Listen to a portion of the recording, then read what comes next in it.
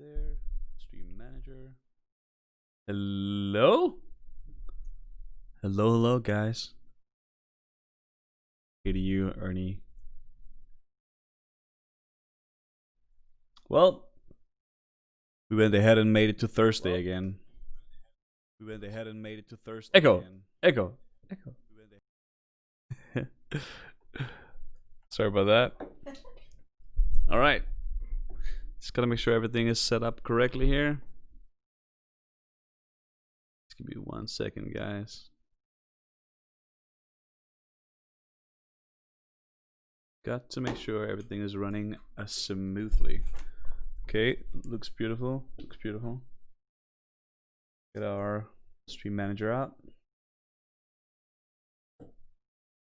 Make ourselves known to the world.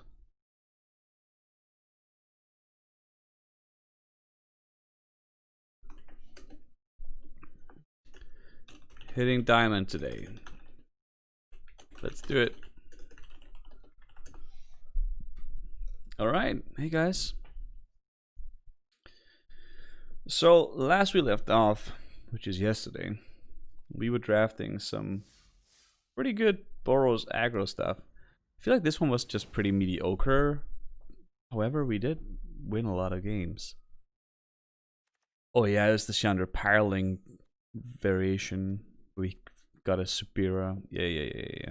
I remember. Alright. Well, let's go ahead and play the last game of that. Add that to our game total and get rocking. We're pretty close, I think, to diamond. I think we are 5 or 6 wins away at this point. That's 5 or 6 wins without any losses, however, so probably pretty far off diamond anyway. But instead of just losing, as we began this week, and as we ended last week, we actually have been winning.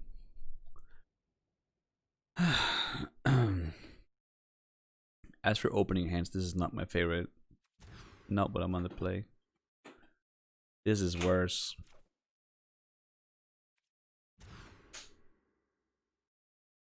Alright. So forget about a good start to the day then. Jesus.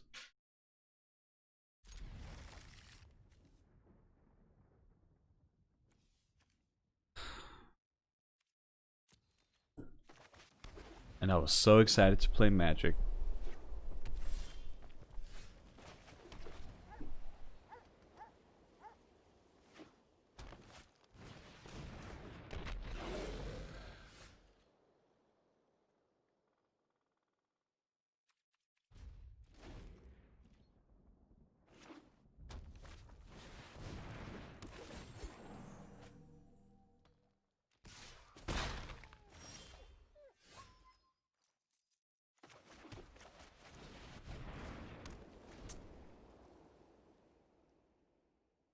For the record, this is not how you want to start your streaming day, obviously. Mulling to 5, not actually hitting red land. Your opponent ramping in the gruel type of thing.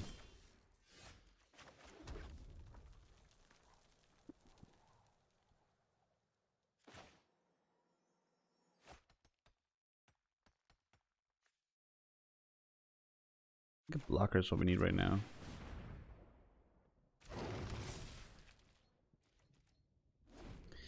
I don't think we can win playing just 1-to-1 Magic here. Starting with 5 cards. Like that, okay.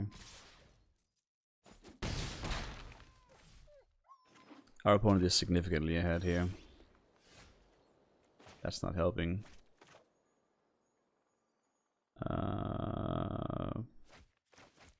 Doesn't matter, we're very far behind this one.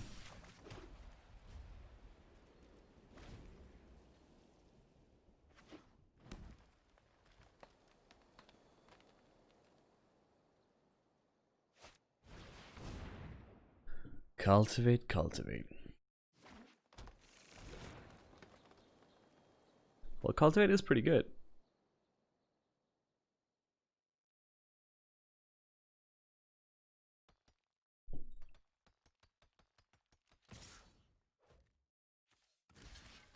You have no real choice but to try things right now.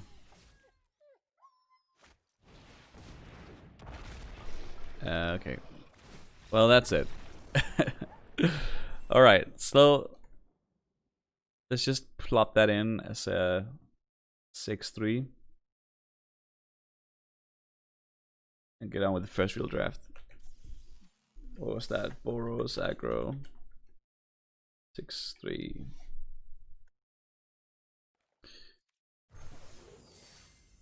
Alright.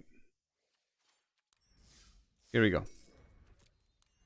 Fresh from the top.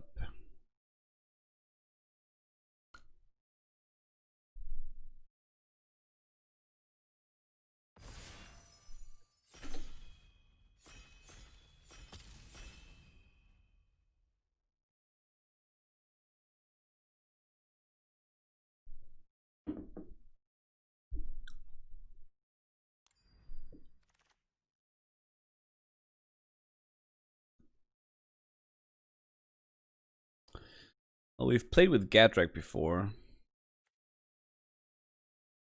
Again, I think he's really good in Gruul type situations, but besides that, I think he's really difficult to turn on. He's obviously a great blocker, and like he activates like Furious Rise and all these things. I'm a little bit inclined to just snap this Patrician and try to go into the lifesteal from the beginning. Try to make that kind of deck work here. I feel like the earlier you grab these, the better your chance of getting more of them are. We would put our neighbor in red. It may be a sort of a weird pick, but I do think this is an extremely powerful card, and like the only card that makes white-black really good. So I feel like if we have them, we might be able to go into that a little bit.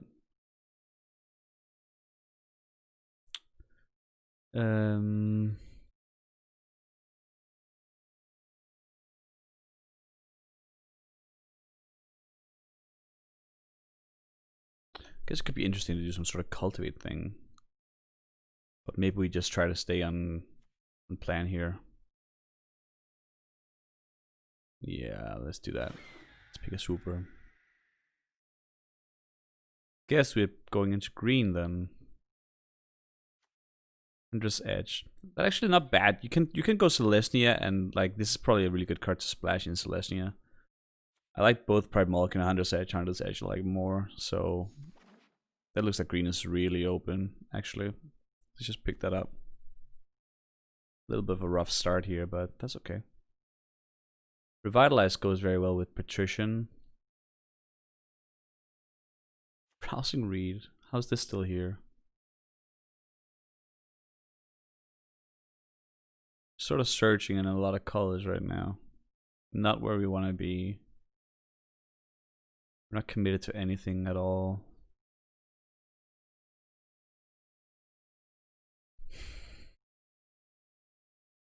I think the best card in the pack is Rousing Read by far.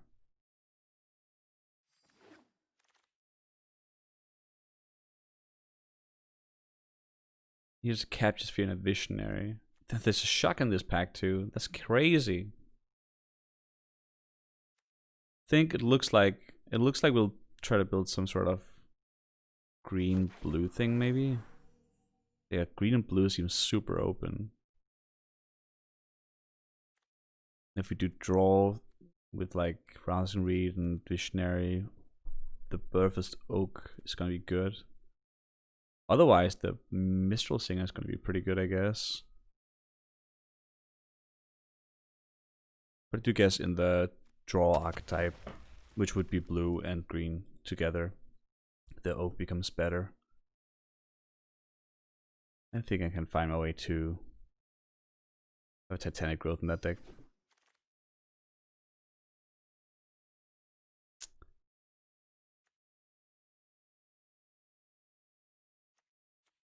I like Truffle Snout.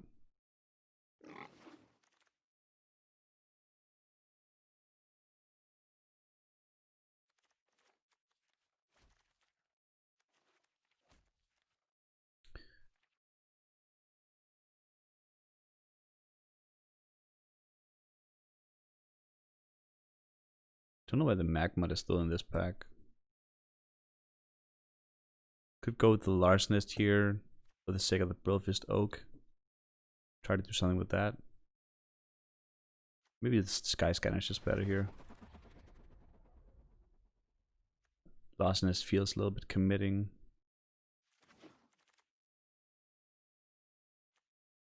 Well, ageless Insight probably goes pretty well with Brilfist Oak, honestly. Maybe we can try to pick those up a little bit more aggressively. I don't think they're valued super high either. We might be able to. Maybe we'll... It's a little weird playing one of these in the blind, because you're essentially playing a dead card if you are, like, not hitting things with it, obviously.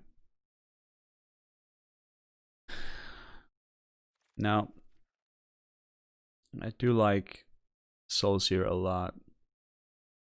There's one good... The green card in this pack is really good for us. Like, quite good indeed. Maybe that's just where we're going. Get another Visionary in here. Try to like pick up something a little bit more expensive. Maybe some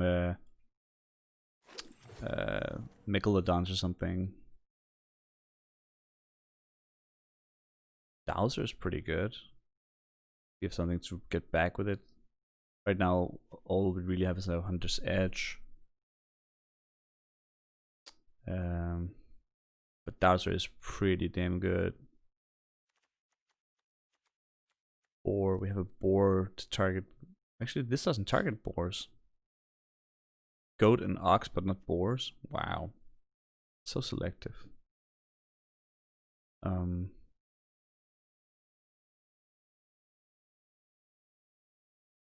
Format is pretty fast.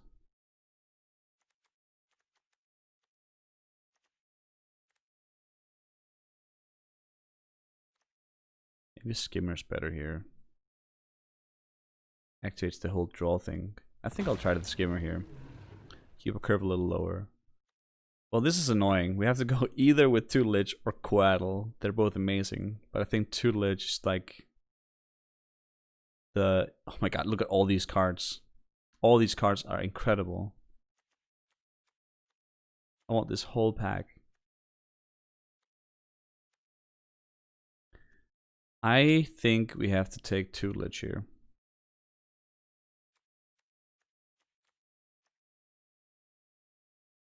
Tutelage is just first pickable. Quaddle is insane too. Like, I want these. I can't get all these things. That's unfortunate.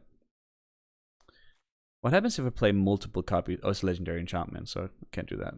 Well, that answers that question relatively easily. Fungal Rebirth is probably gonna work in our deck. Some enemies are gonna be unblockable, but if we're playing like if you're playing Mill, then we're probably gonna be wanting to play this one instead.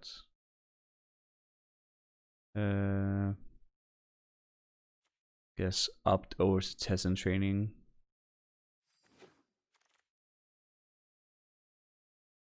There's a lot of good cards here. Another Visionary, Knowledge Sage, and a Waker. I think we have to have something to ramp 2. Waker is pretty damn good. So is Megalodon though. This is a better defensive card, I think. At least draw spells. It's really cool. Well, it looks like we're in the right colors, at least. As for defensive decks, absolutely defensive 2-drops become super important. Pteranodons is like that one, and I'll pick up this Knowledge Sage for sure. Knowledge Sage has actually grown a lot on me. I feel like it just become better and better as people go more towards like Azorius Flyers and stuff like that. It just becomes really good. The Treadmore, nice table, pretty good. I might play this one. Maybe. I do like the lands with extra abilities on them. Potential splash, I guess. Wait, we're not either of those colors. Never mind. None of the cards matter up there.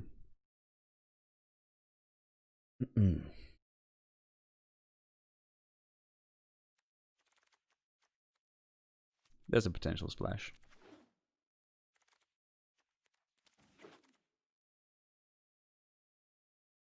Well, there's another rousing read here over Snare Spinner. I really do want Snare Spinner. I do think in the colors we are, Snare Spinner can table. Don't think Rousing Read can, and it goes just so well with Tutelage. Building better defenders. Rousing Read is an excellent card. Also good combo with Pteranodon if we want to go on the offensive, actually. With that being said, we do want to keep our curve just a little bit down.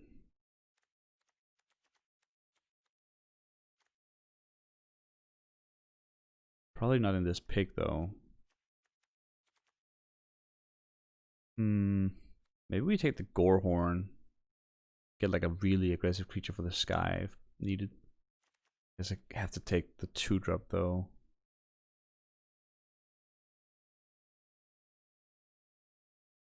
Could take the cat. I don't like any of these cards. I guess I'll take the 2-drop for defensive purposes for now and hope to replace it. Well, the Blue Sanctum activates the Tutelage, but it doesn't do a lot else. And we have a lot of card draw. I feel like this on turn 4 is going to be too expensive to play. We need 2-drops here. That was a discipline pick, I guess. Instead of 3rd Rousing Read, I'll take Hunter's Edge.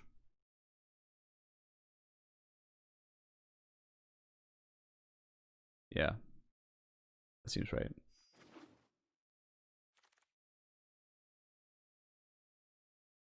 I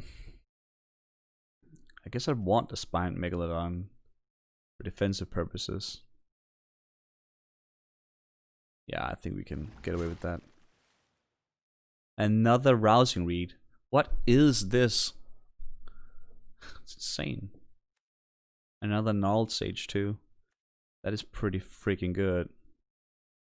I'm not gonna get to pick both of them here.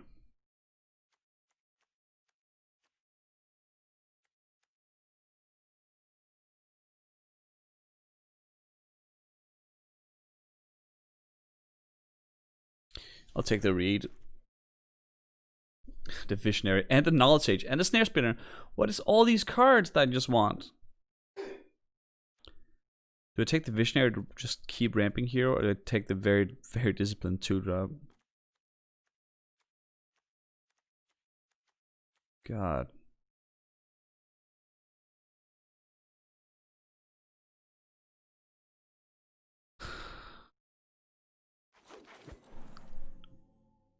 Oh god, another 3-drop. Maybe upped.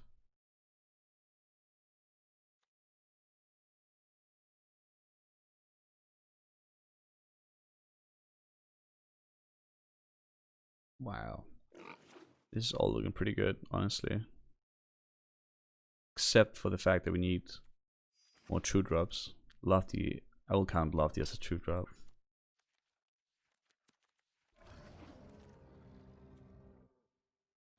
Maybe I'll play the plant.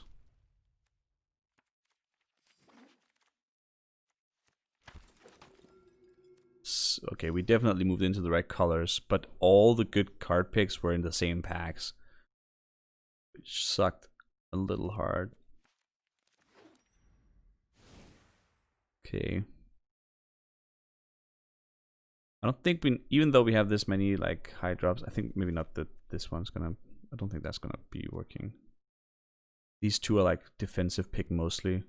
We can just ramp to them so well with the Visionaries. I do think with this many Rousing Reads and Visionaries, we don't need to play 17 lands, even if we're playing these.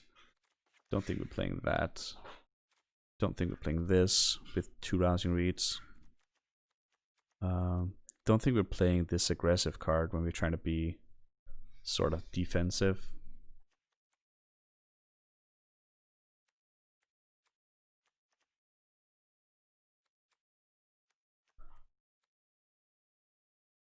How many creatures do we really have? 1, 2, 3, 6, 8, 9. 9 and 3 drops and 2 drops. Well, 10 including the vine. 10, 11, 12, 13, 14. That's actually a pretty good balance, I guess.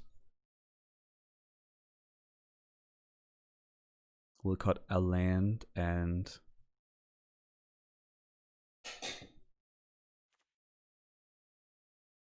problem with Insight is it does nothing the turn it's played. But as soon as I played it, it does everything. It makes this draw 2 cards, this draw 3 cards, this draw 2 cards, this draw 2 cards, this draw 2 cards. Insane. Maybe we cut the Megalodon and keep the Waker. Thank you, baby. Do like the Megalodon Razha combo though, that's pretty sick. Potentially speaking. Maybe we cut the Ageless Insight.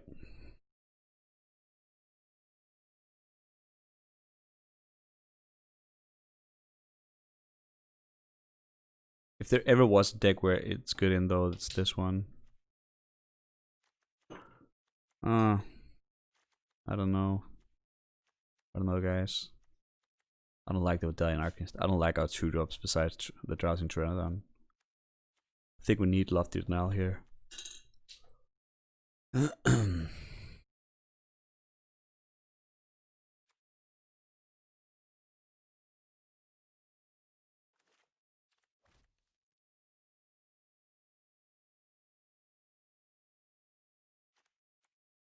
This is definitely the end I need to cut from.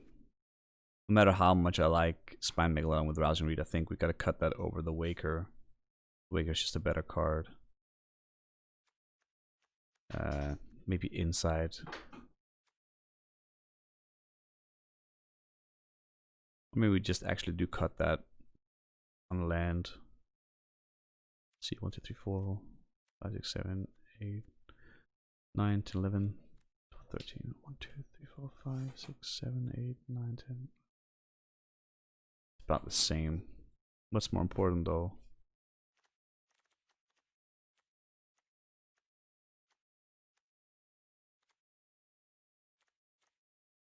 They're pretty damn equal here in importance, to be honest.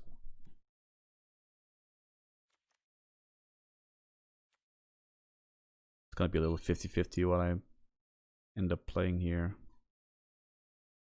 Guess I'll cut a island.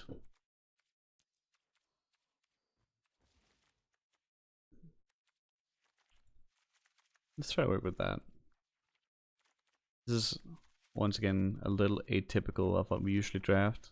This is a very aggressive format. But Teferi's Tutelage is absolutely first pickable.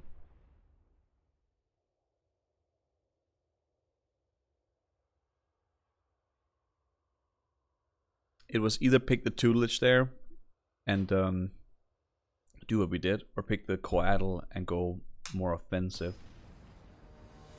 And I think if you want to go offensive, there are better decks to do that. So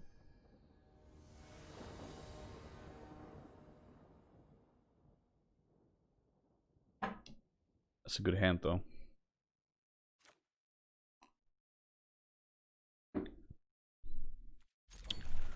Yes, please.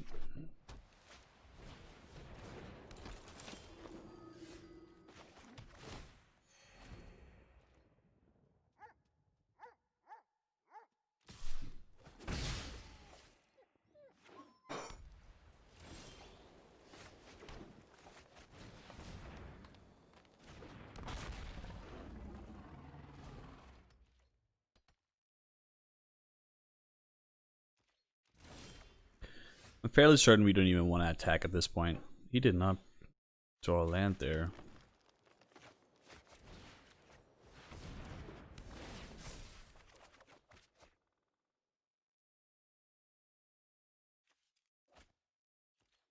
Maybe we do want to attack, huh?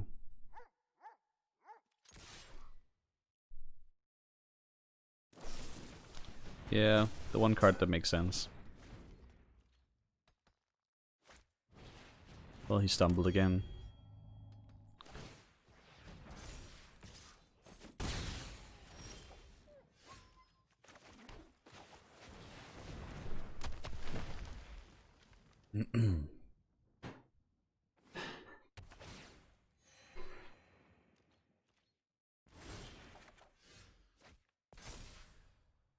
This is permanent cards. We can even pick back the Rousing Read here.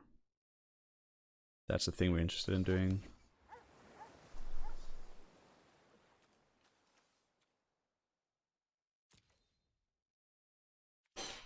I guess we'll just attack for now.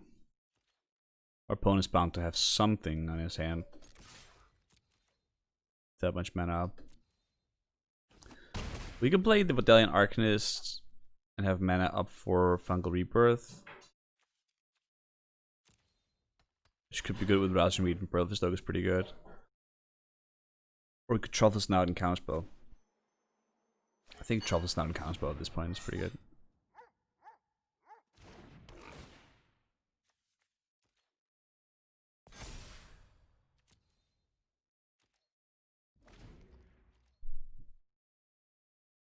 The Lofty is only good for a full tap out right now.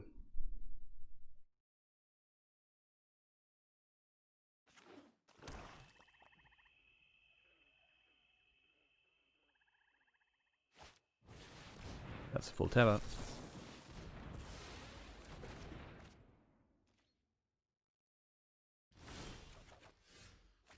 That's quite good. Let's start by playing that, I guess.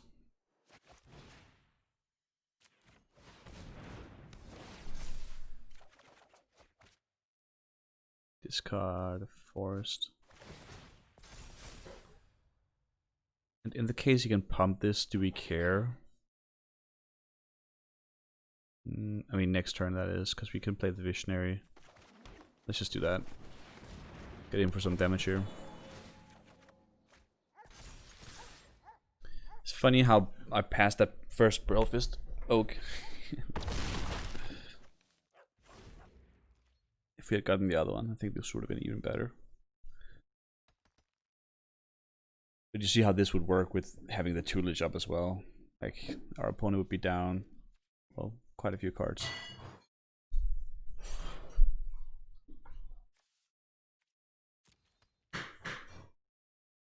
Well, it didn't look like he found the land he needed. Which means we can play Wake Up the Waves next turn if we wanna. Guess we'll block that.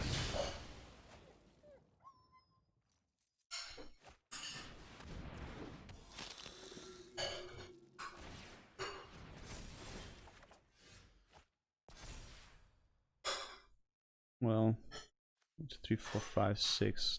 One short of Waker.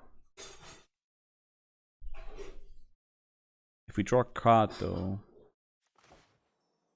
we may be able to force him to trade with this. That's not the kind of card we wanted, though. We can discard the island here. Actually, should have probably discarded the Arcanist, to be honest. Just want to chump for one, huh? We'll keep the Fungal Rebirth up.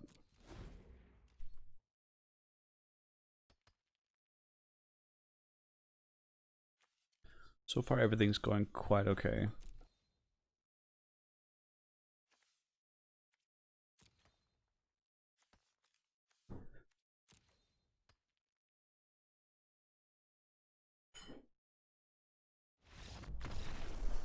Quite okay indeed.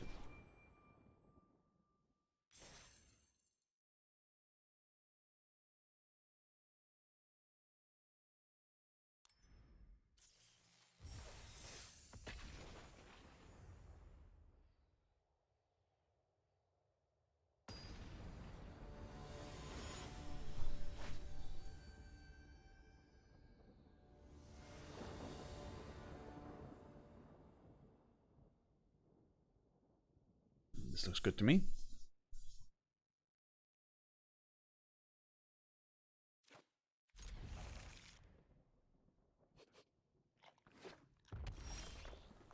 I always like being in this position where we are like, maybe for free, are able to counter the 3-drop, the potential 3-drop that is.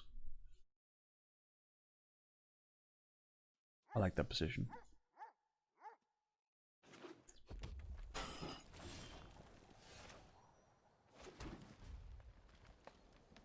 Especially with opt up. Makes it quite a bit better.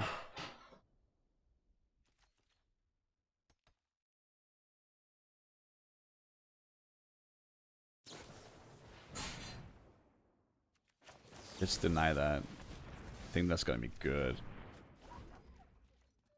We can make him like stumble on land here. Oh, he drew his other force, I guess. I think that was a worthy counterspell though. Absolutely.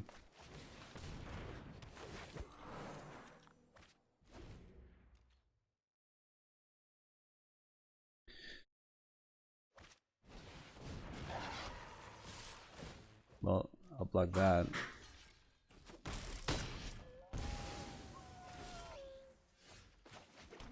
I think this is one of the games where we're just gonna have to play bloggers here.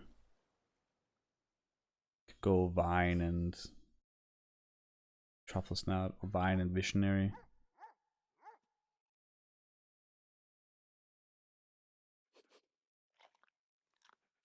I would like to play Brofist Oak at a time where I have up as well, so I can sort of use it defensively against the... That's not what I want to play. I can use it defensively against like a Dragon Breath or something. I can do that next turn, it looks like.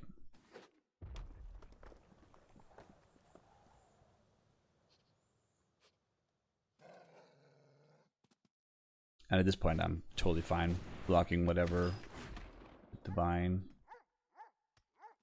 Not so afraid of getting shucked out or something. It doesn't really matter. Augurs are good. Potentially.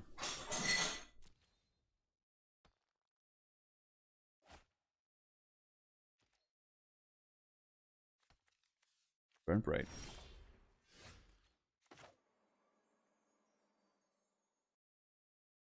Guess we have 6 mana up. I'll stick to the plan, play Brofist Oak and keep upped up. Or sacrifice that up, actually. I don't think we're in a hurry to attack here. We can start attacking once we have our Rousing Read on Brofist Ogre going.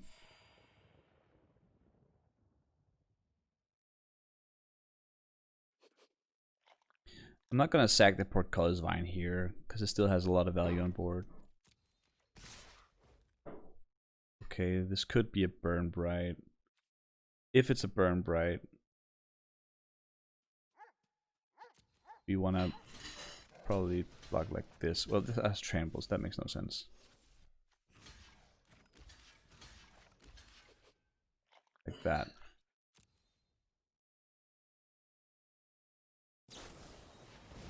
Okay, that's a growth, so he gets 4. 4/4. And sack that, and this becomes a... Well, it's not big enough at all.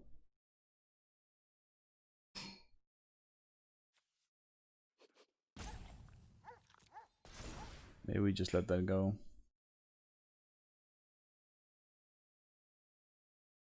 See what else he's got here.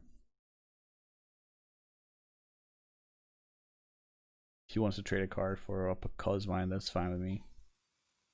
That has trample though, so I think it's still worth us opting here. Almost forgot that.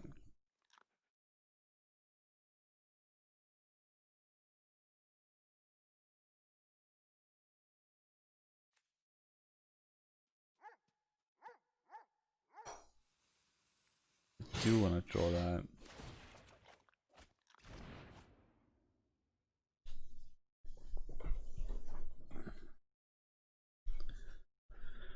If he wants to empty his hand to let this kill the Vine, I am 100% fine with that.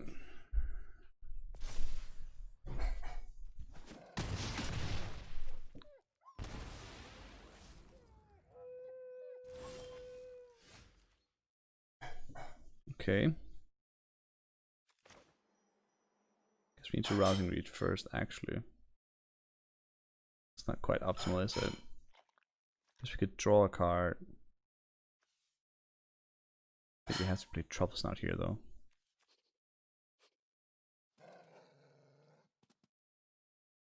He still has mana up to do things here. Maybe we just play the Glide Master and double block the Visionary for now. Keep Rebirth up. 'Cause I don't know what he has in hand. It could be a Dragon Breath. Don't wanna I don't wanna use Razha or something that gets Dragon Breathed. It seems bad and silly. When we Fungal Rebirth, we can get the Brofist Ogre back, get our Razha combo going.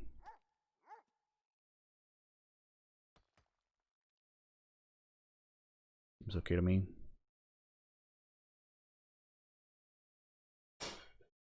Oh, we did have 6 mana, that's my bad. So we should have played Truffle Snout and tried to Razha that.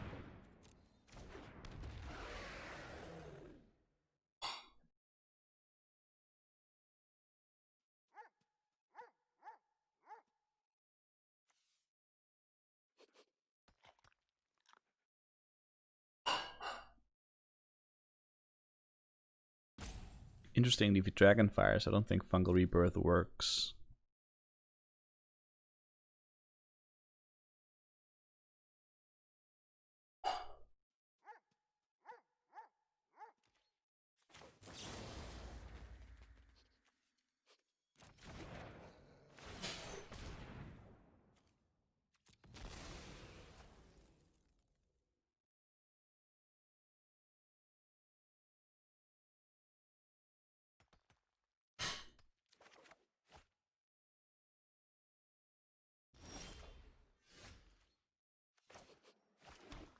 Hmm.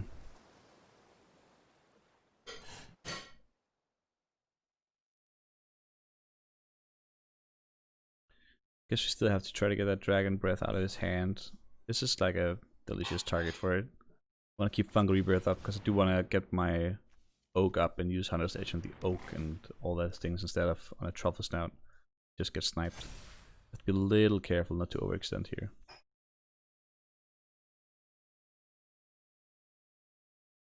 I mean, we could just try to kill the Augur here. But we could get blown out if we do that. So let's go ahead and not.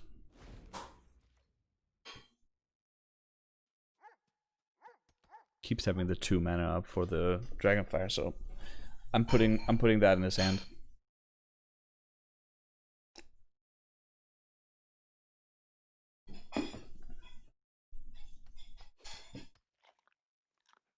He thinks I'm representing a counterspell, I guess.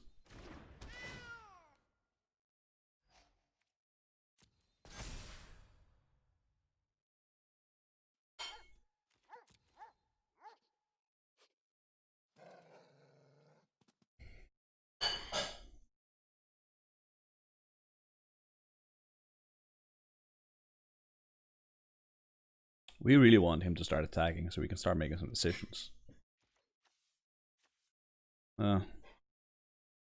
Just bring back the Oak anyway here. I guess so.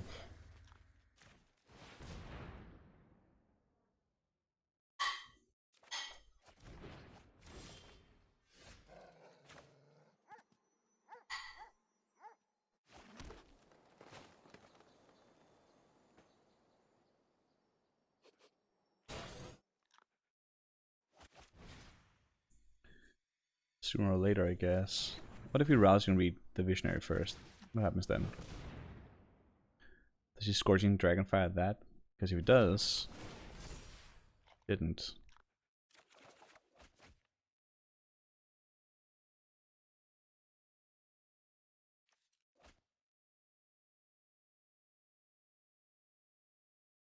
If he just doesn't have it. Hmm?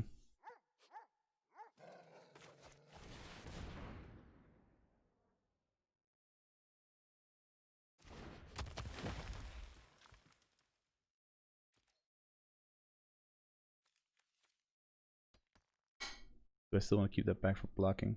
Probably.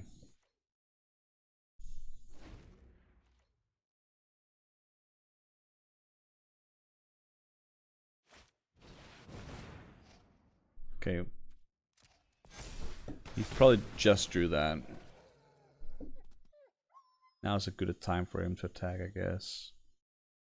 All his attacks are pretty good.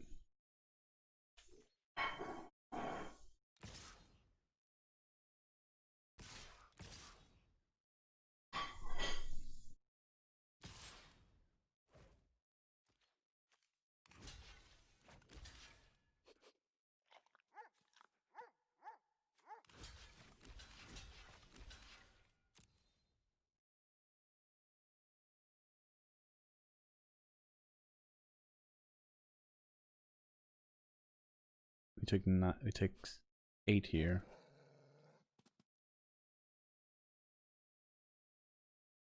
Maybe more.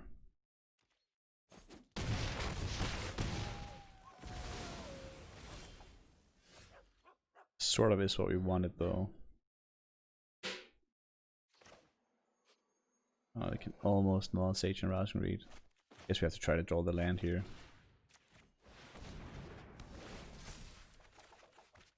Okay. Skimmer's not a very good defensive card. Play that and that.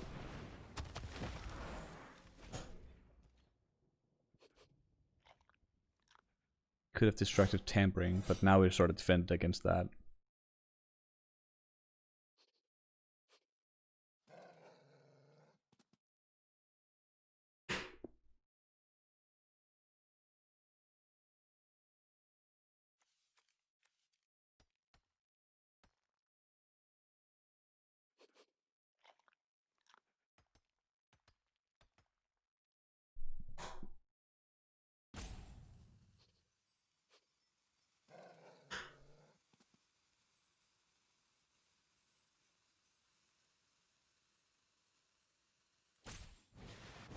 Another 100 edge, huh?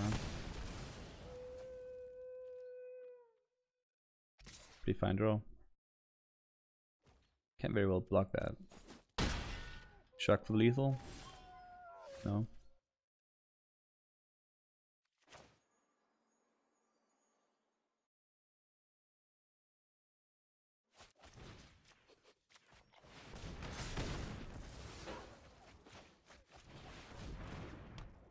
Well, either you got it or you don't.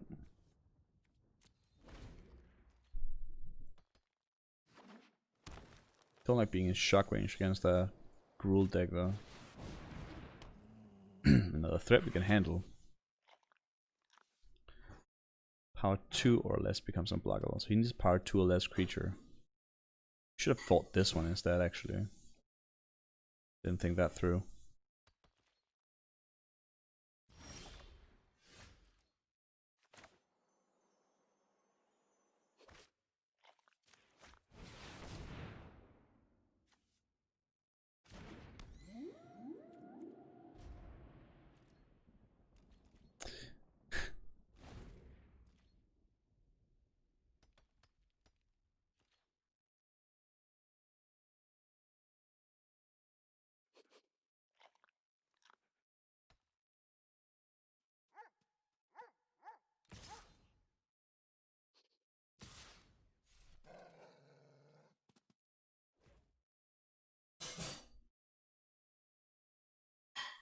Oh shit.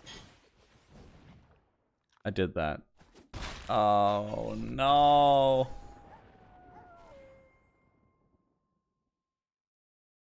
Mistakes were made. I should have cycled the whale. Oh no. Well, you live, you learn. Probably not gonna make that mistake again. Sabira.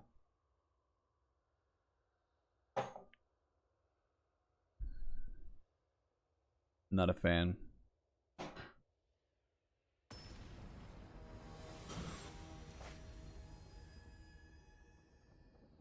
A tut D.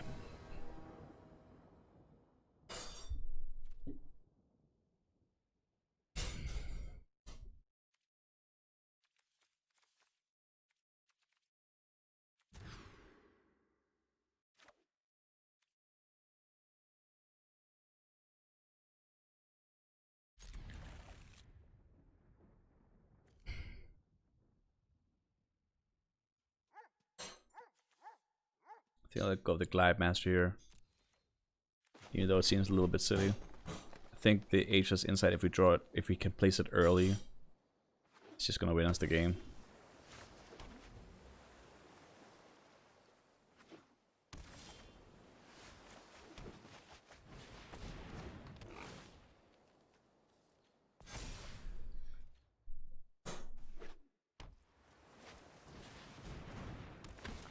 Okay. Boing.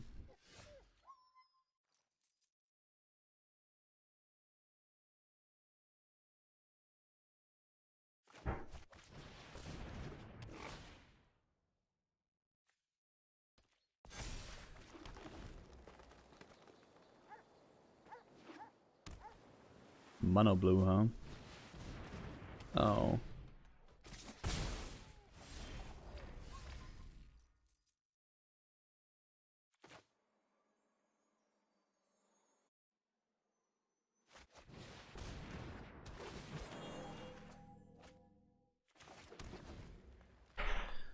Come on, island.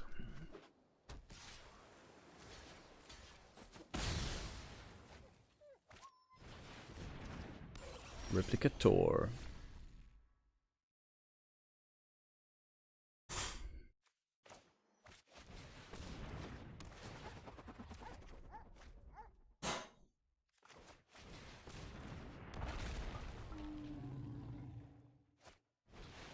Oh, damn. He did it. Friggin' did it. Madman did. He replicated everything. We need something more than just this whale, I guess. Maybe not. Just need to be able to cast it. Still no, huh? 1, 2, 3, 4, 5. It's not very good. 3 mana thing doesn't do anything here.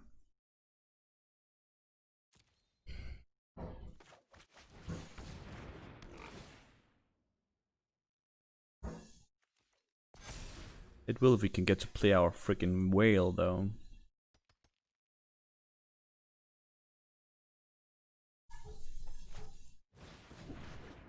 Glide Master's pretty good.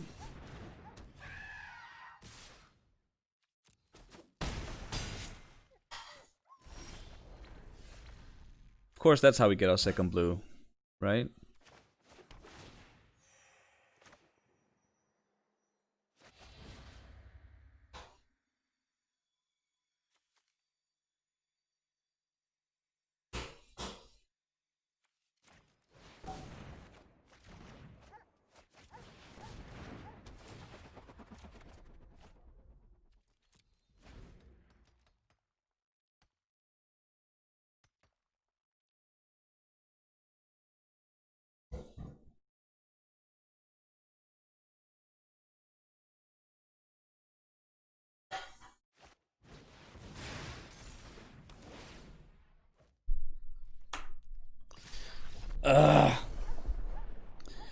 Well, Replicator is fantastically good. Unfortunately, we did not draw second blue for a while there. Was a good hand to keep, though.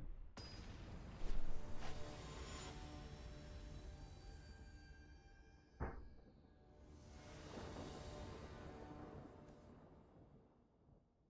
take this.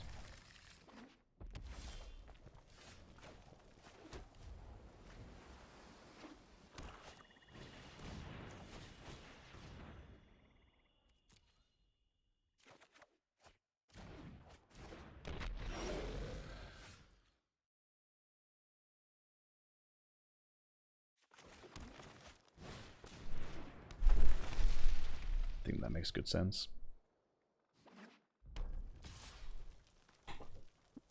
Yeah, we didn't put a wall in to not block with it.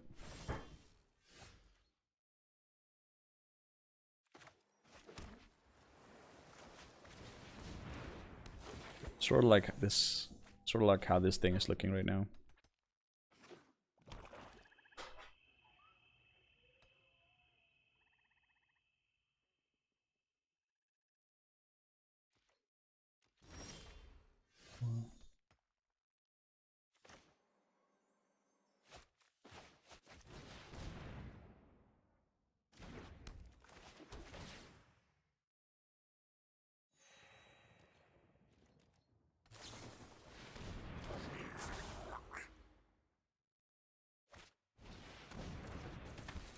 Subira, huh?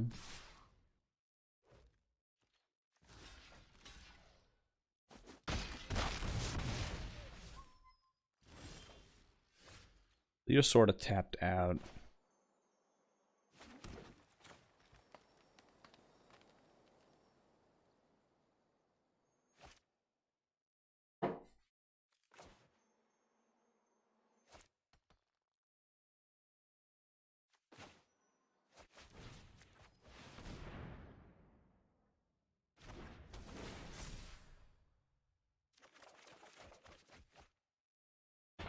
There's a lot of cards.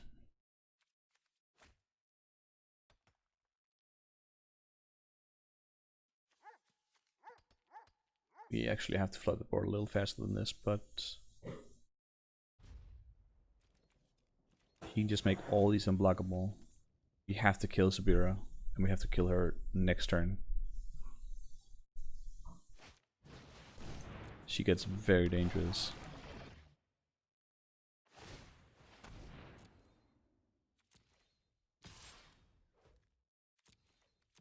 I think we will have to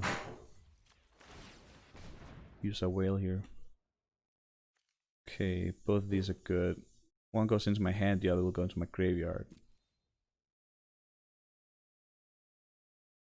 Before one play 2 3-mana spells if possible. It's not possible, so 3 and 4.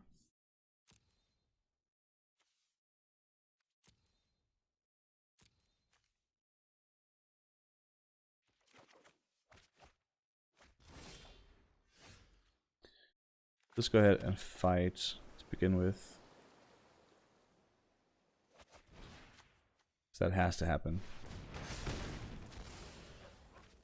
Now we can rebirth a tree, or we can rebirth the Waker. I think we need to cast multiple spells right now, a turn to not die here. I really do like the Waker against this sort of aggro deck. I have a feeling that like being able to cast 2 spells is going to be more important.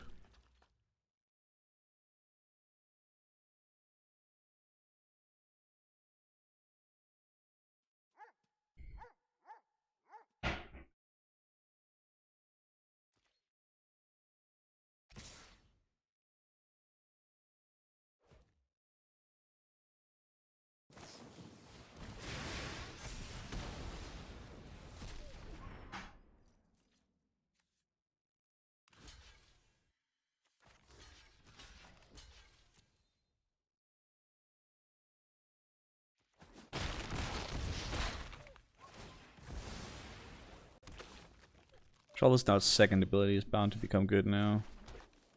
You can play this and a 4-mana spell. That's probably just what we're gonna end up doing. Or maybe this. Start by drawing a card. Start by drawing 2 cards, sorry. I haven't drawn tutelage yet, I was about to say. There it is. A little late to do that now. Still can mill our opponent out. But we need to start, like, not dying first. So we can play Truffle Snout here. That's probably going to be the best. Also play the Tide Skimmer, just to deplete our mana most efficiently. Do like the 4 life. I don't think we're going to need the 4 life just now. We will need it soon though.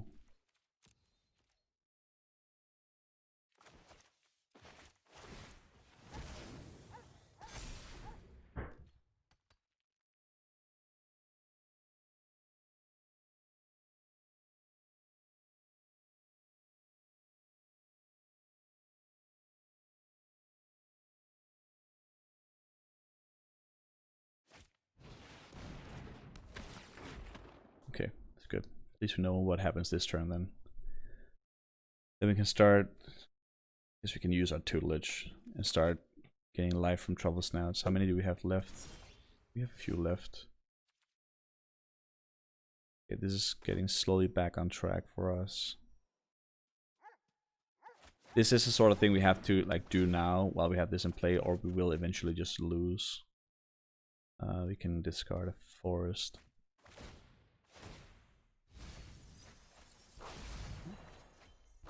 Oh, that would have been good draws for sure. Luckily we have 2 flying creatures, so we can just do destructive tampering and win. 1, 2, 3. I can play Truffle Snout and Vodillian Arcanist here. Or I can fight something.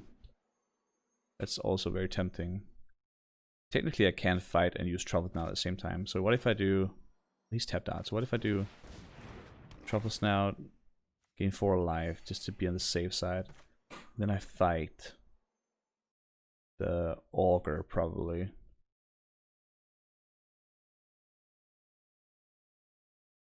While that's up.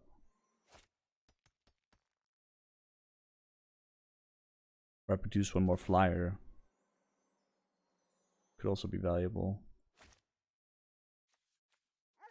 I don't know what I'm most afraid of, the Augur or the Hubble Fiend. This removes 2 blockers the turn I play it. Don't much like that. I also remove one of their attackers for good. That I do like. Browsing Read mills them, but it does that on any turn I do it and we're not in a rush.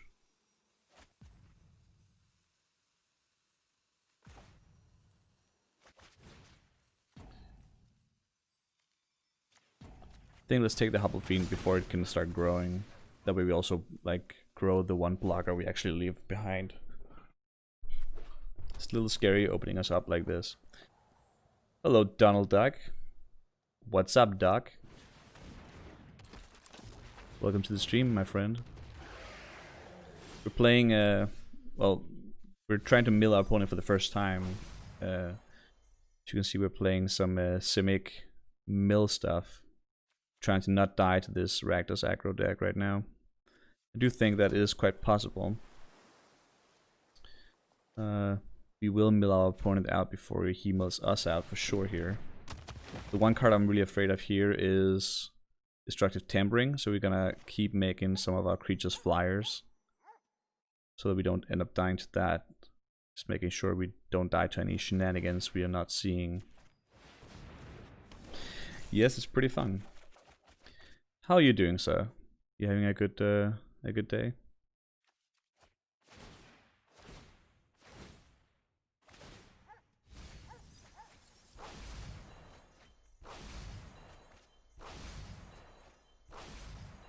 So far, so good. We have Lofty Denial mana up. I'm liking that. No need to attack. That's good to hear, man. Glad to hear it. You playing Magic yourself?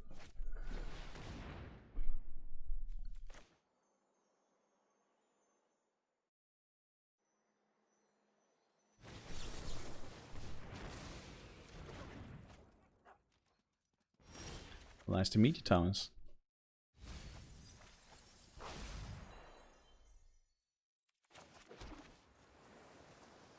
We're gonna try to draw ourselves to victory here. Drawing 2 cards, and there's the last card we need to draw. Oh, cool. Welcome back. Good to have you back, man.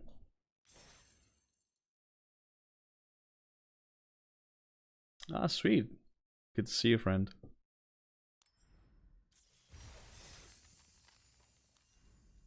Take a quick look at our deck here if you want.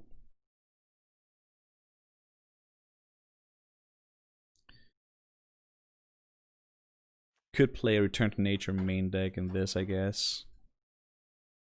It has been relevant a few times. It could have been. I'm not sure what it would cut though. The amount of card drawing we have, we're just playing 16 lands. That's feeling fine. Yeah, I think we ended up with the right version of this deck for sure. The only real consideration was whether we should be including Megalodon instead of the Whale, since the Megalodon becomes a better blocker, but the Whale just has such a huge impact on the board, especially against aggro. And the fact that we can cycle it when we want is pretty good. Well, hang with me and you'll get to learn these cards for sure. I'm playing this set quite aggressively these days. This is the 13th day in a row that we're playing 2021 Limited. We're slowly getting to understand the format. The limited format of this is a little weird. It does feel a little weird, honestly. It's very aggressive and it's not so synergy based. It's more like have a generic good pile of cards sort of deal.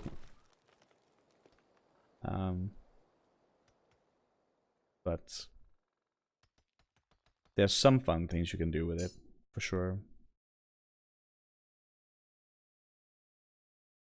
There's only one relevant mill card, which I personally think is probably pretty healthy for Magic. Mill is a little... yeah, like milling. Milling is... I mean, I do like mill decks too. There's just only one card that allows you to mill your opponent out in this deck. Technically there's two. There's also a card called Peer into the Abyss. It's a 7 mana... it's a 4 generic mana 3 black card. Guess I'll trade that. But not with that.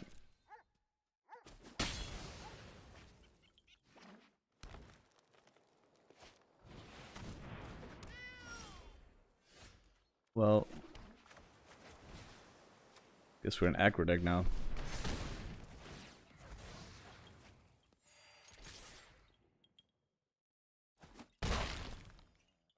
I do like milling too. We had a fun little choice in our draft where we were shipped a pack in pack 2 that had all the cards we want. This looks like a removal spell. That we had all the cards we want in them, and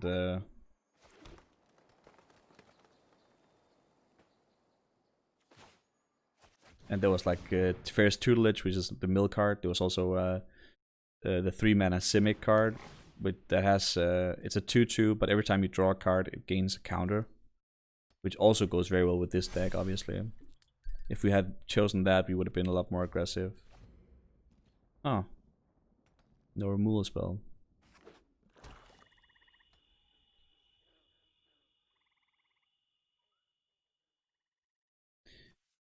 I don't think this imp is very good, but right now it is stopping our board.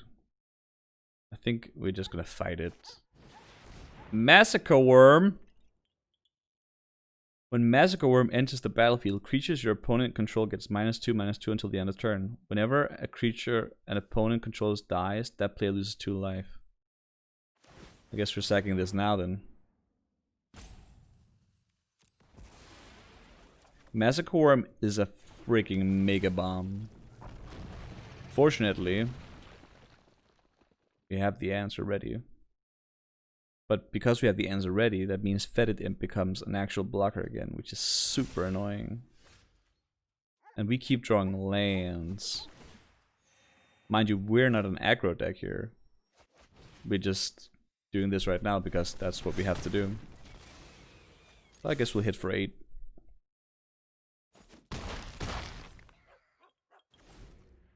Not happy about this hand.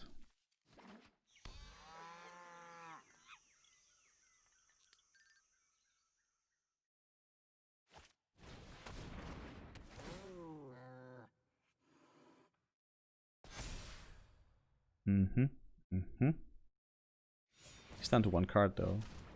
He can put counters on his cat. Only his cat though.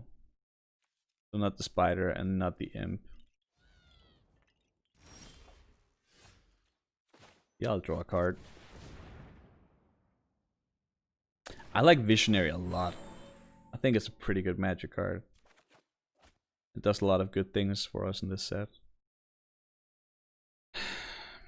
So we have to attack through that imp at some point. Annoyingly so. Fortunately, he can only give counters to his Pride Malkin. So we just draw 2 cards here.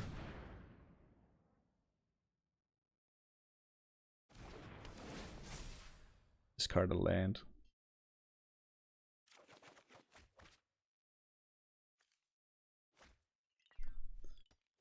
Guess that leaves us to play one like that.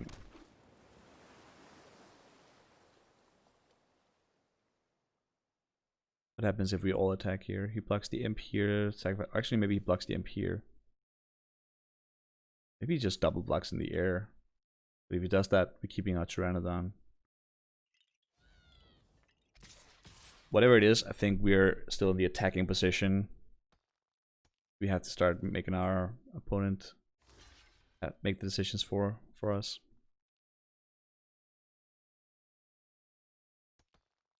I actually like making the Truffle Snout the bigger threat for him here, so that he'll waste his imp on that. Because I do think our Pteranodon is our better creature right now, even if he has these creatures on the ground. He's drawn 7 lands. He has pretty high chance of drawing lands here. I'm pretty happy we had a solution to that Massacre Worm immediately. And he chump blocked with the Snare Spinner. I'm not sure that makes a lot of sense. Oh, I guess I did have mana up to cast Titanic Growth. Now he has to double block, I guess. Let's just draw a card first to see if we can do something cooler than that. Well, that's pretty cool. Instead of trading, we can wait 1 turn, play Wake of the Waves, and just attack. Sort of like that better. No need to throw away a creature. But if we do throw it away, like he'll have no board and we'll have 2 2/2s. Maybe ensuring that his board is clear is better here. That's still... Wait, actually that doesn't work, because he can keep putting counters on his cat. So we probably need to attack now and trade the cat. Yeah. We have to attack now, and... oh shit. I was about to say I miscalculated, but this one can't have mana. Otherwise we could have played... Okay. He chumps with the Pteranodon. I'm fine with that. Yeah, I think we're just gonna take it easy and play Waker next turn. This is gonna grow by 1 every turn, but it's not a concern at all. This land, okay. He can now trade the Pride Mulligan for the Pteranodon if he wants. But he can't even do that, because we're gonna play Waker. Yeah, and now we can make our Waker flying the turn after. We can just make our Pteranodon flying. We don't have to make the Pteranodon flying though.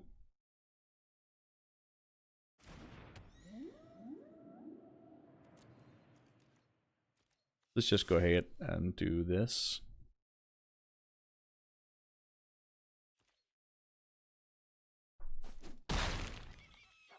Guess we can Rousing Read now. Doesn't make much of a difference.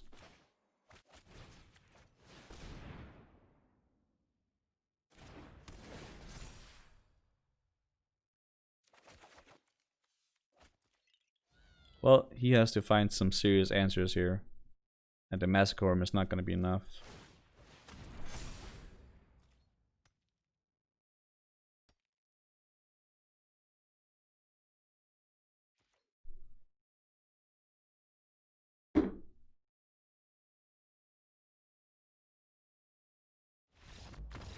So far, so good. We have 2 losses already with this deck. One of the losses was because we straight up made a mistake. But I think the deck is pretty decent actually. This format is very fast, usually. It's a lot of like Azorius flyers, Boros flyer, Boros dog aggro. So we are running a bit of a risk playing this sort of mill strategy. It's not exactly meta, but milling is a very real win con.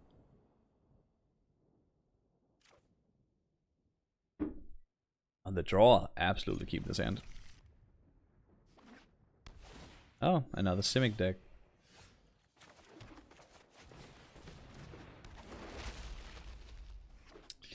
Yeah, maybe. At that point, it felt like we were so far ahead that no matter what we drew, it was going to be fine.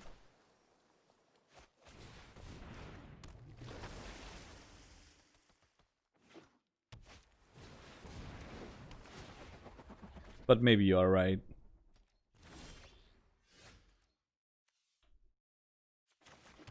I think we just Truffle Snout this.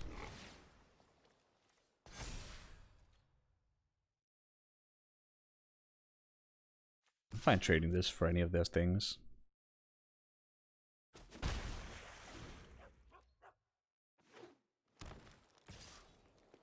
Yeah, that's true.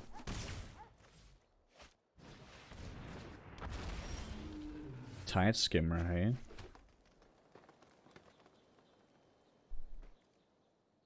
He gets to draw cards. Not much a fan of that.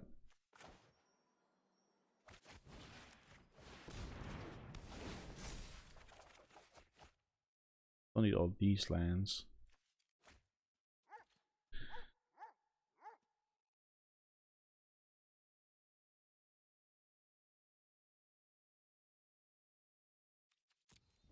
I guess I want to try to block that. Probably gonna get hit by a capture sphere or something like that, but... Oh. Maybe not.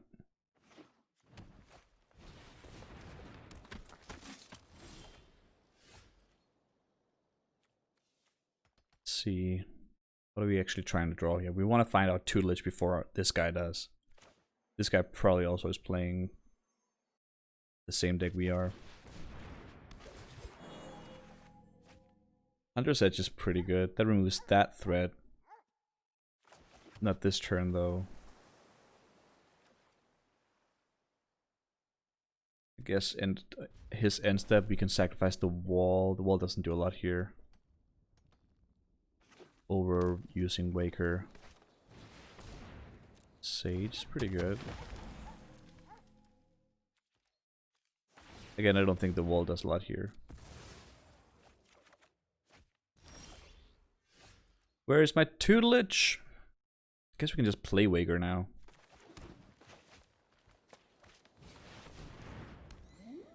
Make him deal with that. Not a lot of hard removal. Like, Hunter's Edge is about the hardest removal you get in blue-green. So this effect is probably gonna stay in place. Unless he has bounce effects, I guess. Rousing Read. We are like attacking for a lot now, aren't we?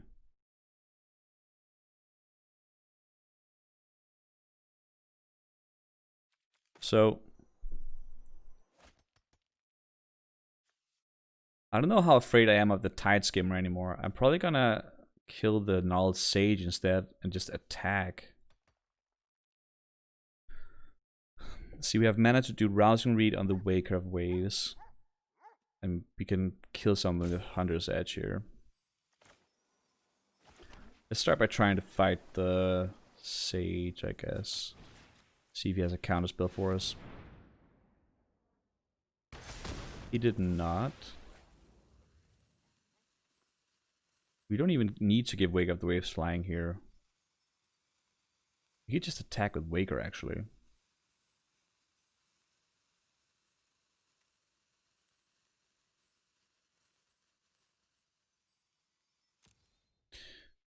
Let's do that.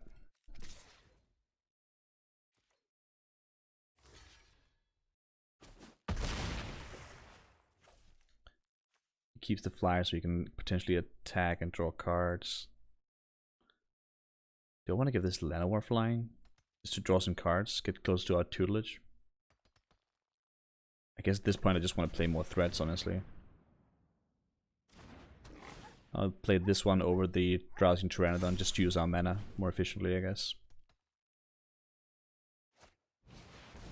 Enthralling Hold! That's pretty good. I wish I had this before. Wow. Well, this certainly changes things. Fortunately, this does not have flying. I think we now have to try to kill him in the air. Actually, just kill him. Oh, there's a fight card. So we don't have enough power to kill the Waker of the Waves. Though we can fight the Skimmer, chump block the Waker. And we're pretty close to having a good clock here. But we can't fight and keep Lofty Denial up. I think at this point we need to keep Denial up.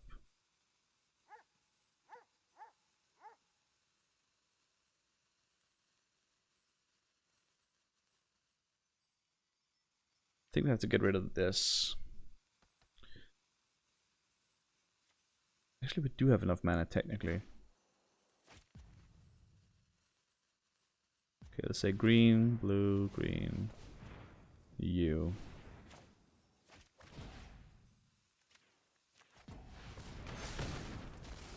Now he can attack us for 8, 10. But we're attacking first here. I think that's what we have to do. Him taking over our Wake of the Waves is pretty bad for us. It's a pretty huge swing. Oh, that's not good enough. Played around Lofty Denial. I don't like that. This point is just a dead card. We're against the ropes here.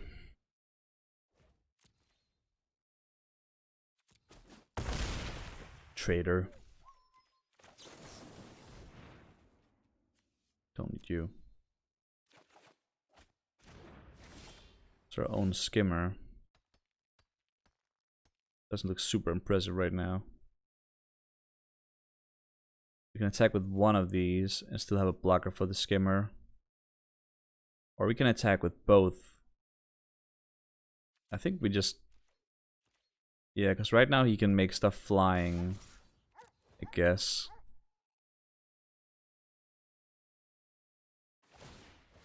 Yeah. He can sack that. He can make things flying with the Glide Master, so I'm not so sure I win the race. He can also just choose not to attack with the Waker. Not so sure that's the strategy he's going to go for. But we're going to have to play Tide Skimmer here.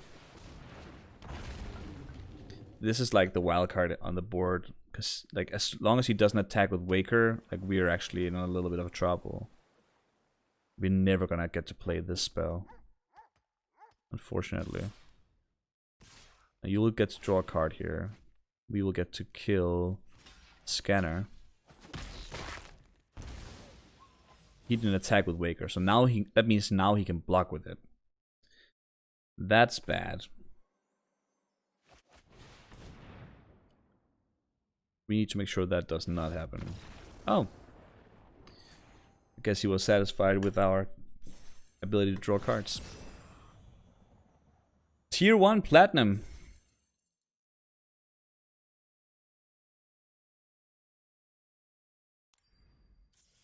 Oh yeah, that's absolutely true. Because it reacts with other flyers. It doesn't have to include itself. That's absolutely correct.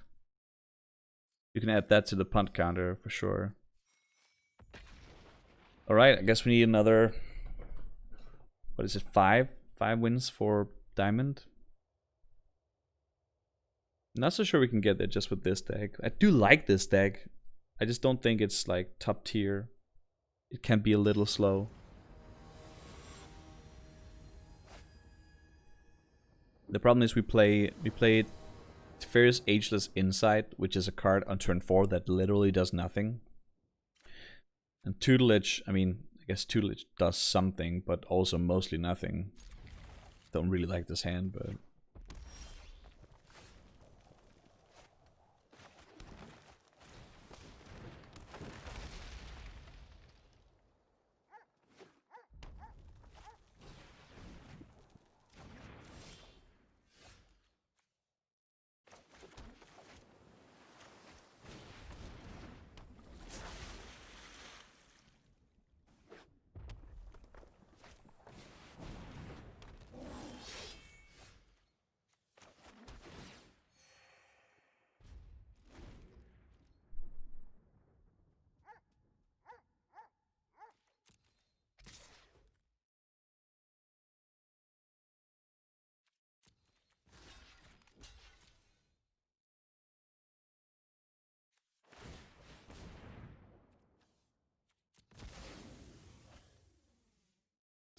Yeah, I mean, I don't look too much at the tiers. I also meet diamond players that are pretty bad. Like ranks change very quickly here, or they can anyway. This is gonna end up winning him games if he keeps that on board. I guess we can play the Pteranodon. Guess we have to start looking for a mill earlier, honestly. A little tricky. Well, that is something. I do want to double block with these.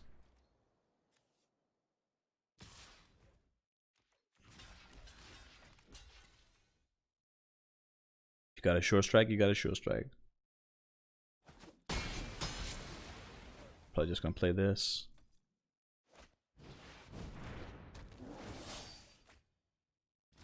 Oh, is it? That's gonna be bad. I think in that case, we play the Sage here, take the 4 damage, and kill his thing next turn. Yeah, seems about right.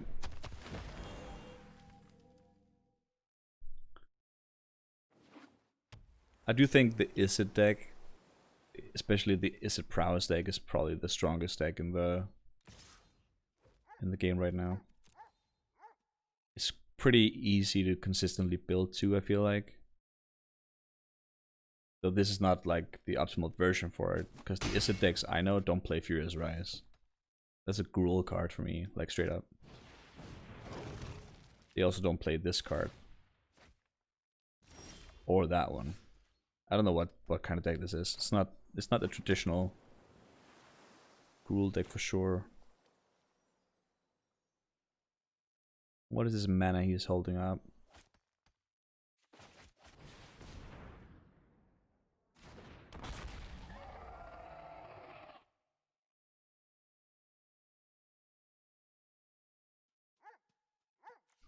I guess we'll find out.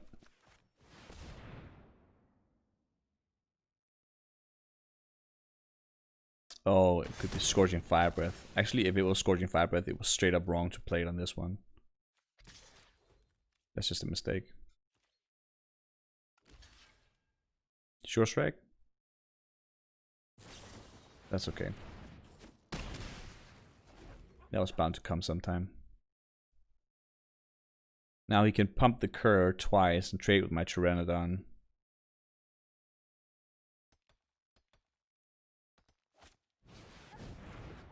Or he can play Battle Relish. I'm gonna do nothing this turn.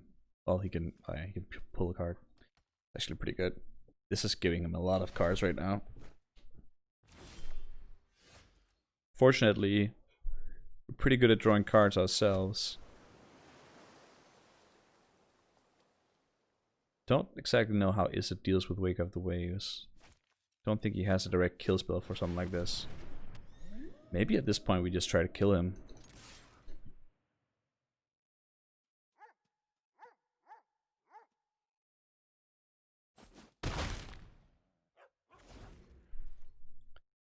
If I see another enthralling hold on my Wake of the Waves, I shall be very sad. Terror of the Peaks!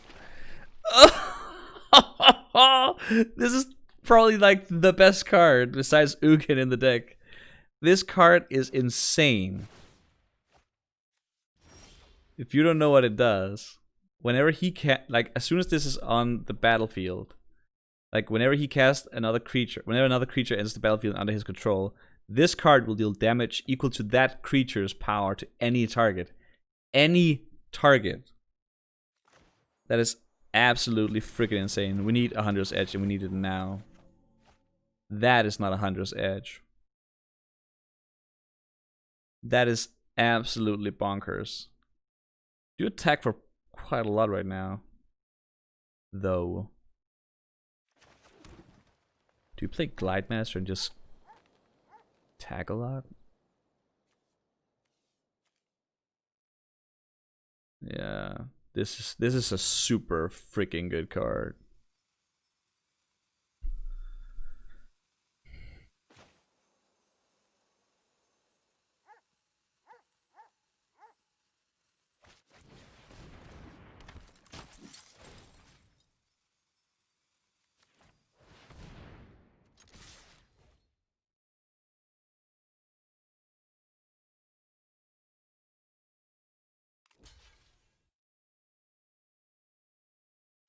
This card is stupidly good.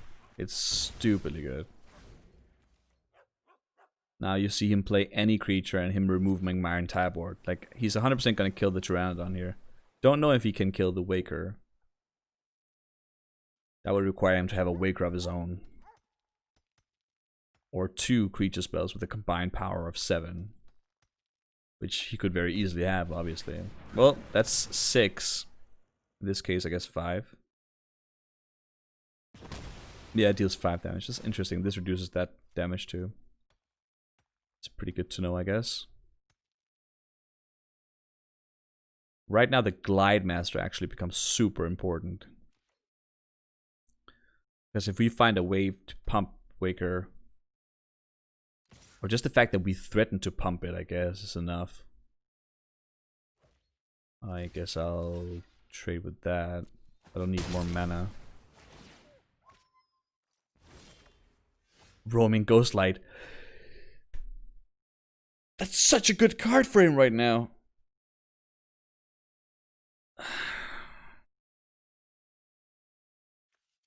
And we draw lands, because that's what we do. Shit. Well, he'll be like, I guess I'm at 2. And we'll be like, he's gonna play Roaming Ghostlight, and we're gonna be screwed.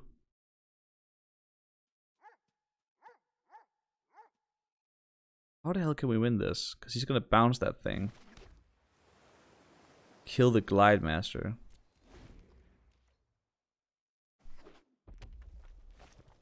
Such a good draw.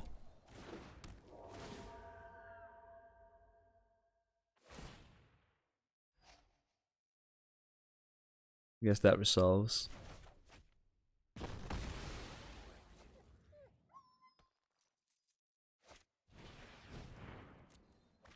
So here's the thing. I don't think we have the time to play this. We don't have the time to play this again. I don't know what we can draw though.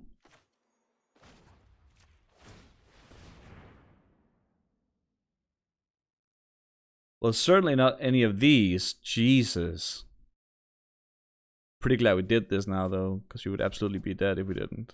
I mean, we probably are very dead.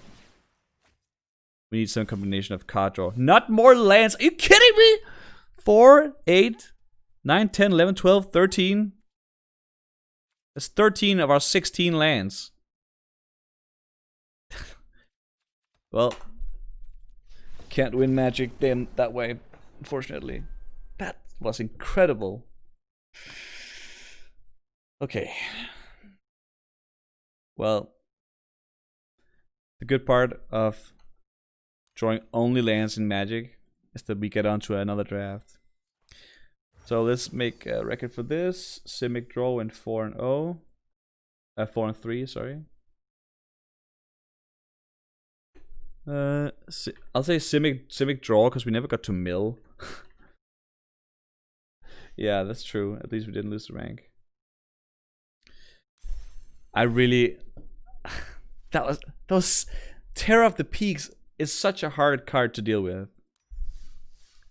The only the thing about it is that it dies to hard removal, but besides that it's so incredible. It means every creature spell you cast is just removal.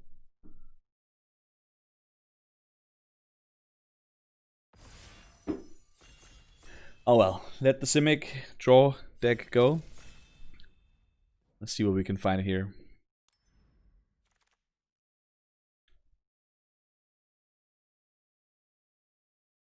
Well, a rare land is not actually what you want to open in a draft at all. While I do like Boros, I can't first pick a Bash of Solidarity. I think that's just bad.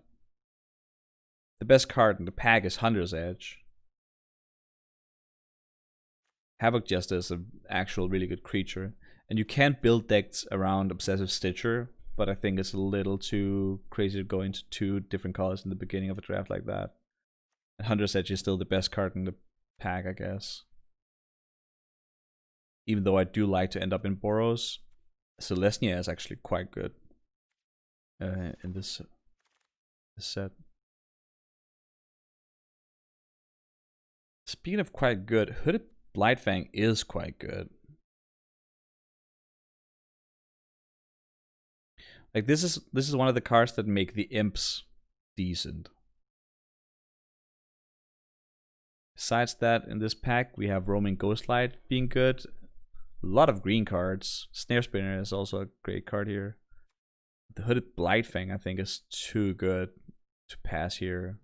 It's an excellent blocker in a very aggressive format. And yeah, that's all we need it to be, honestly.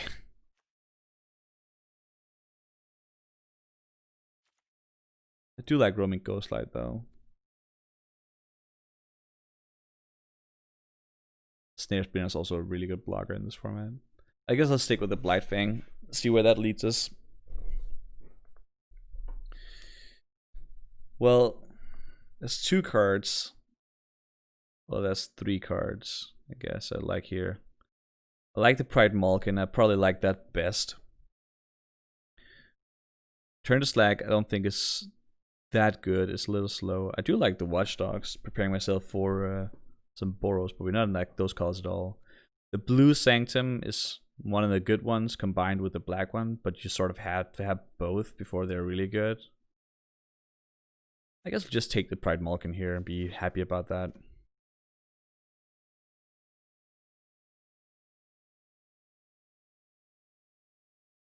Well, here there's a feeder resistance in the pack. And a Furious Rise for that matter. Furious Rise I do think performs the best in Gruul. We've picked that, we're definitely there. Nobody took the Magmud either, it's a pretty good card. Feeder Resistance I think is the best card in the pack.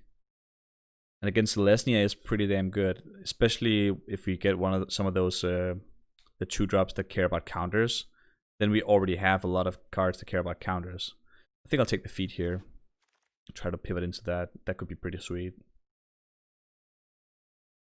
I guess of these Selesnya cards, and I don't really look at any of the others because they're not really good. The Swooper is pretty good. The Canopy Stalker probably overperforms a little bit, but I think the Swooper is significantly better. So I'll take that.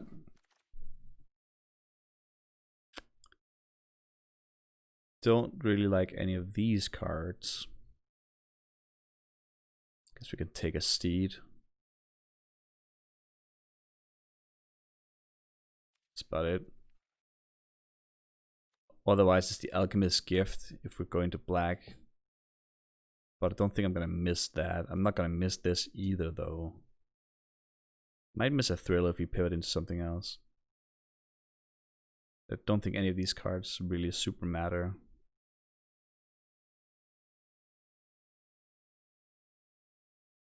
I'll take the Steed, sure. Alright, White looks open. Wow, why is Rousing Reed still here? Rousing Reed is an excellent card. Well,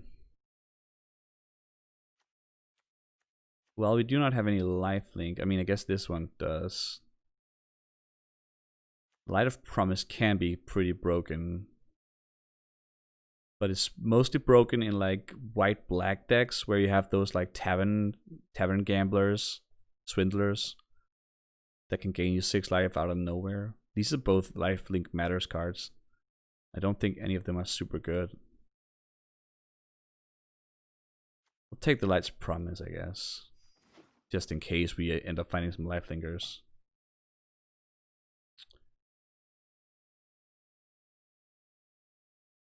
Pegasus is not super impressive. Battalion is better. I'll take the Battalion.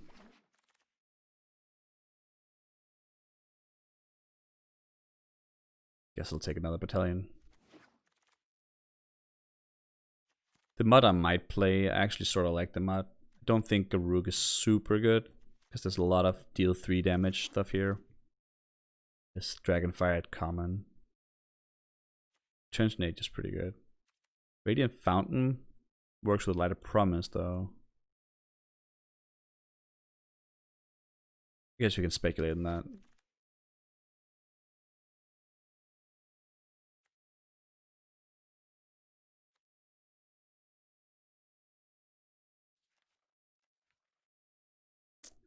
Our green cards are pretty good, but If we were to pivot into black, we probably want the Sower. And the Luffisor doesn't super matter. I don't like Legion's Judgment. I don't think it's a good card. What you die to is like aggro decks anyway. This will sideboard it for now.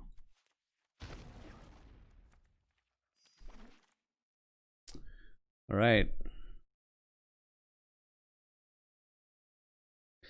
Well, the Savior is pretty good, but Bash's Acolyte is excellent. Like, this is like probably one of the best common cards in the set.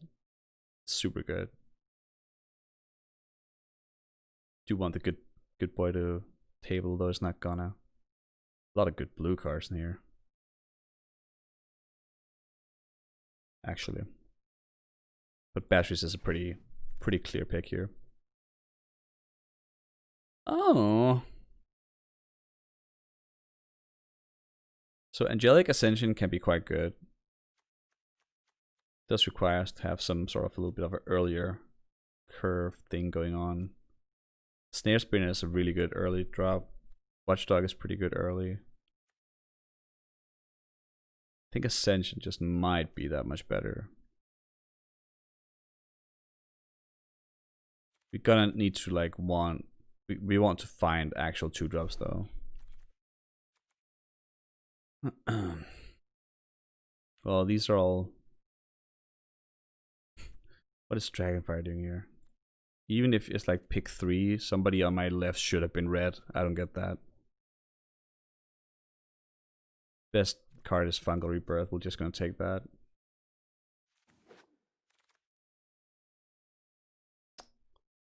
Okay. So if we splash for the Twin Blade Assassins, we can probably also splash for the Blightfang. I do like Twin Blade Assassins. Otherwise, you can just take the Visionary. Visionary is pretty good.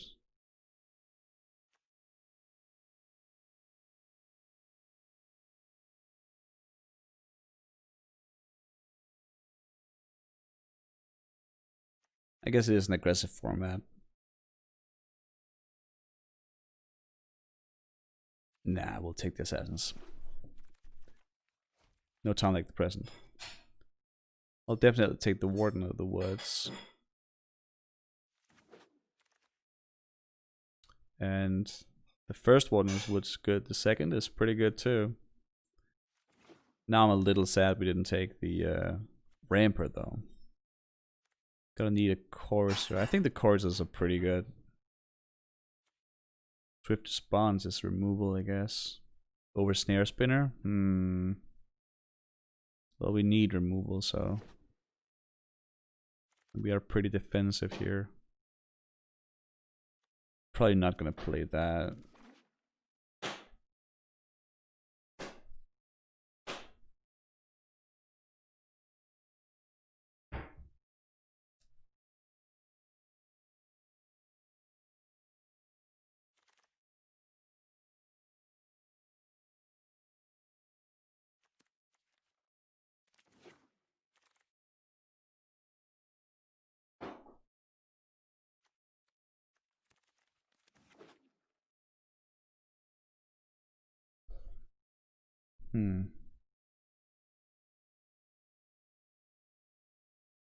This draft is a little wonky. I feel like we didn't quite end up in the right colors. Obviously, we should have been red.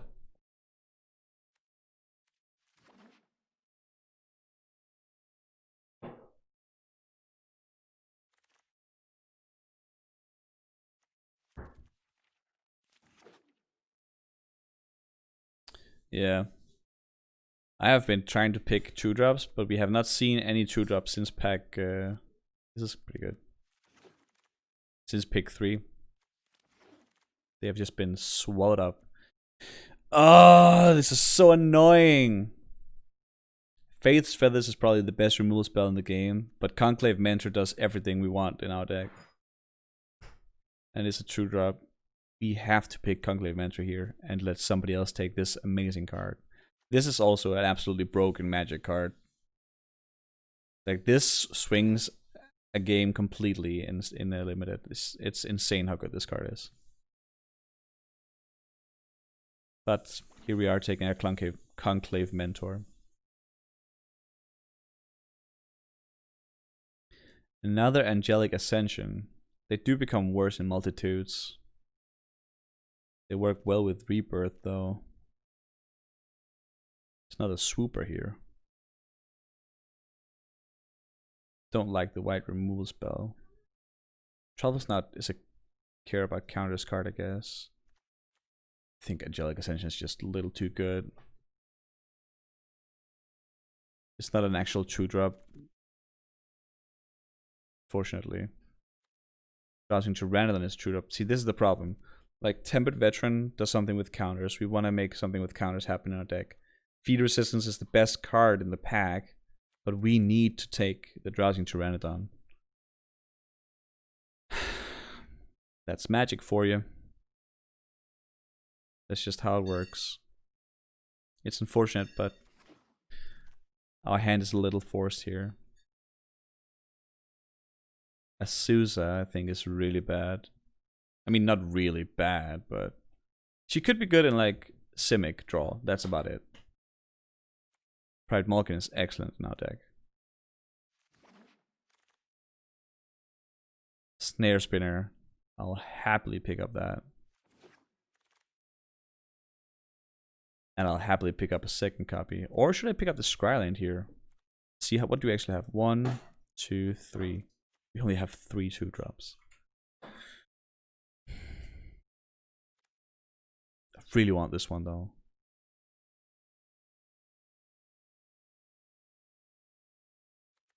I guess it's help us find out 2-drops. That's a greedy pick right there. I'm probably gonna get punished for that.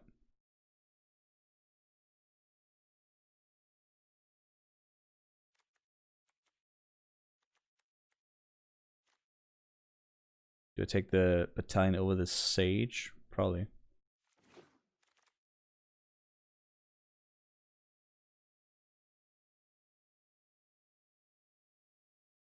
I'm not gonna play this.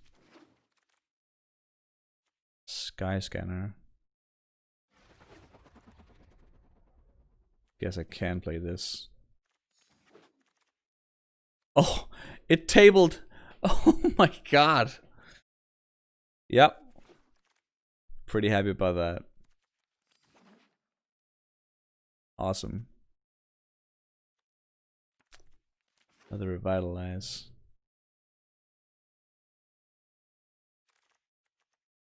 Battlements I don't like. Alright.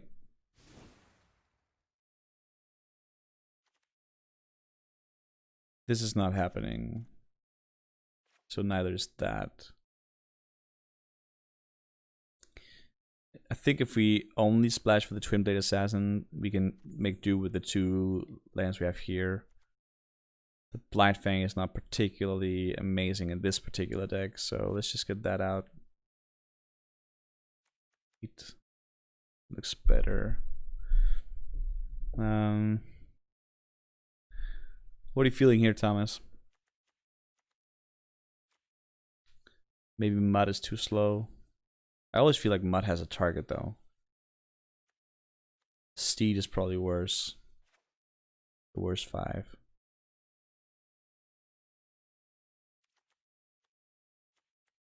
Because the Return to Nature becomes worse if we have the Mud. The Mud does the same thing in 1 card. And then usually I like to cut a land. That's probably wrong in this particular deck. We do not draw a lot here.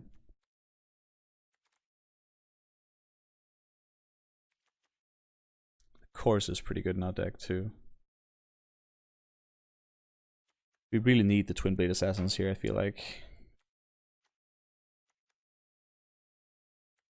Rebirth is pretty good for us. They don't have reach, do they? No.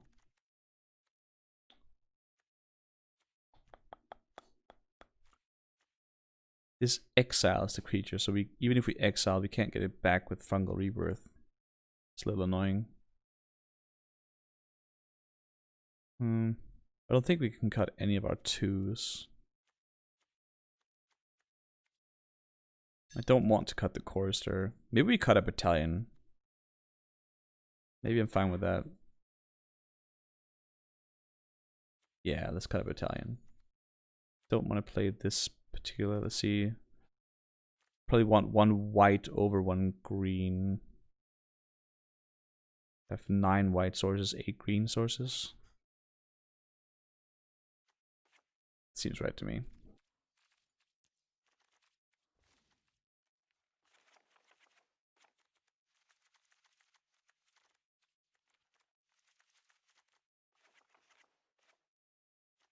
$15, $17. Yeah, this looks pretty okay. Looks pretty okay to me. Let's give it a spin.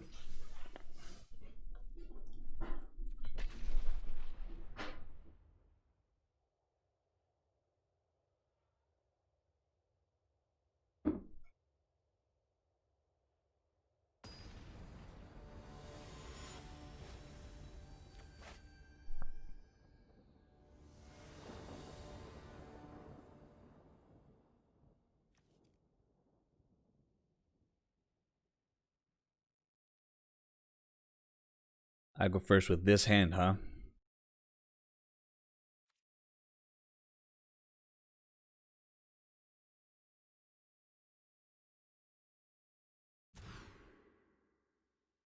Am I free to play? I don't know what you mean. Arena is free to play itself, yeah. I don't know what I want to bottom here. Warden is a harder card to get to, for sure.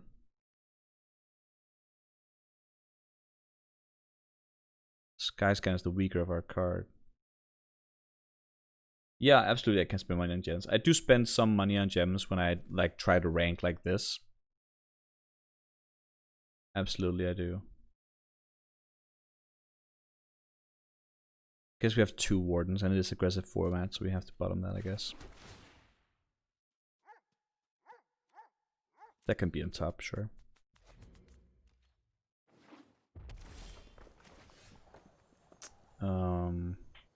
He's red.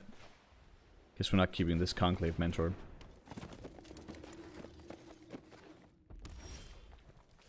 Maybe we are. Okay. It's a pretty good sign.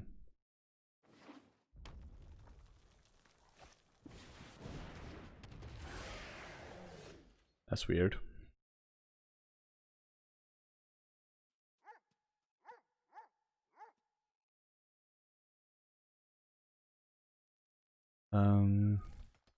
Do we just attack and feed here?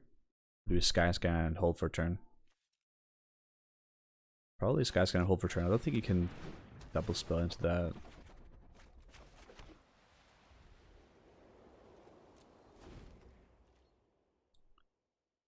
Then we hope we don't lose our Conclave Mentor now.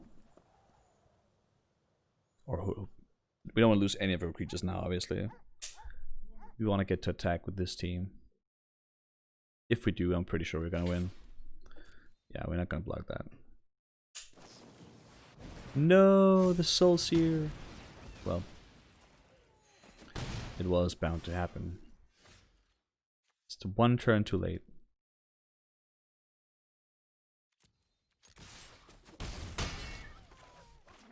I guess we're just going to play this without any extra target. Fortunately, this says destroy target artifact or enchantment an opponent controls. Otherwise, this would have been super awkward.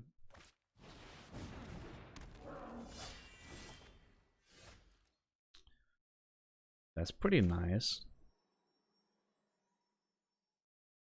Can put this on the mutt. Attack with everything.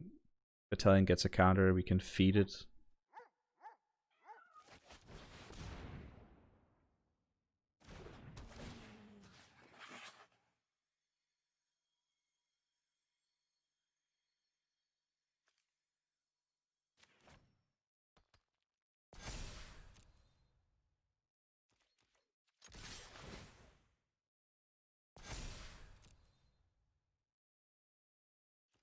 there's no 1 mana deal 3 damage spell, and we now have trample. Yeah, makes pretty good sense.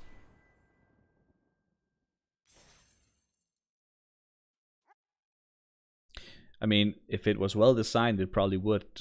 But there are some cards that force you to take the action irregardless of it being a target to you or your opponent.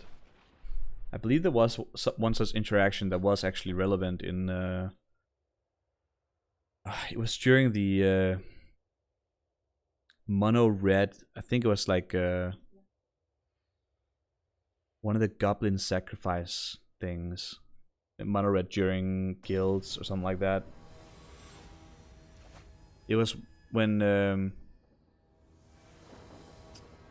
that enchantment that kept taking cards from the top of your library was like really popular. Oh, this is slow, but yeah, I don't remember either. But I definitely know that there are interactions where like if your opponent just doesn't like runs out of a target, you have to target yourself. Like there are such cases.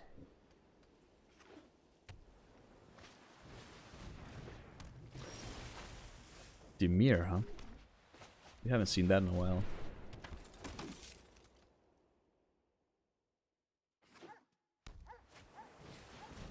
And we're getting milled.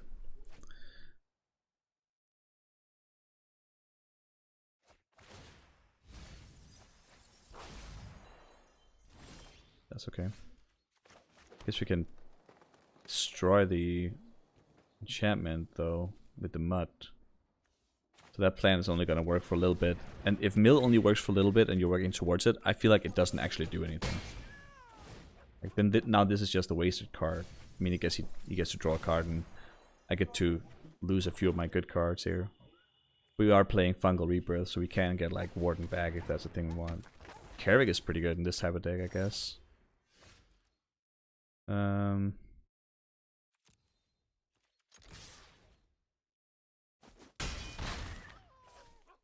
little awkward that we can't play Pride Malkin.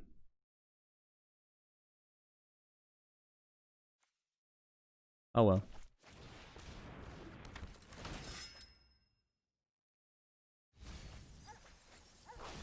I wanted both those cards.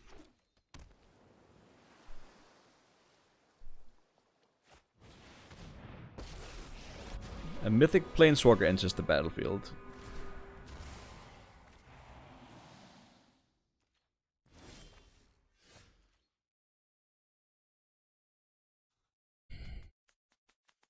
Pride Malkin is so awkward here.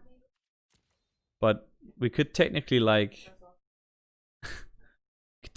give Battalion a counter and pump it with the veteran. We also start buffing the veteran, I guess. It's a very weird trade though. Could also just get back a land here. Well, he's gonna have to block with this Battalion Arcanist here, which means that we get, even though tokens are gonna die to the fucking Kervik. Wow, Kervik is doing a lot of work here. And all I want is a land.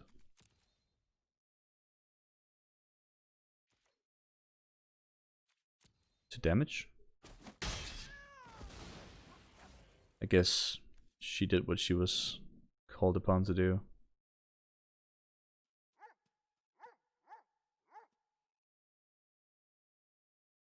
I can't decide whether I want to just play Pride Malkin for a counter. It seems super bad here. Or if I want to Fungal Rebirth for a land.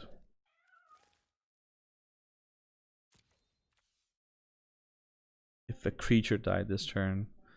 I really want Kervik to die though. Guess that happens with Secure the Scene. Maybe we just hold for one turn. I think we just hold for one turn. Because we need to naturally draw that land for this to be optimal.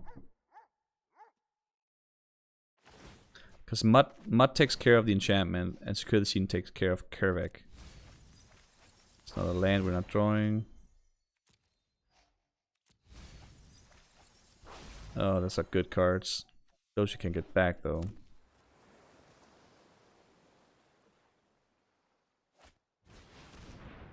Dowser, huh?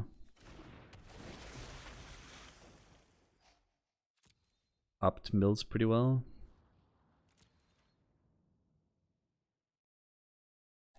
Now I have to consider which order we do things in here. Guess we need to take care of the enchantment first. If we draw a land. Can't do anything until we draw that land though. Do we go for broke and just ensure that we draw the land though?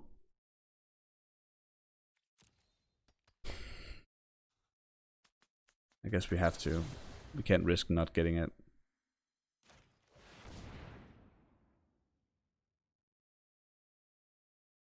In that case, we probably should have done it last turn, so we could play both lands. Well, that was a tap land, so that's a good thing. Let's stop the milling. Well, we still have a lot of turns left.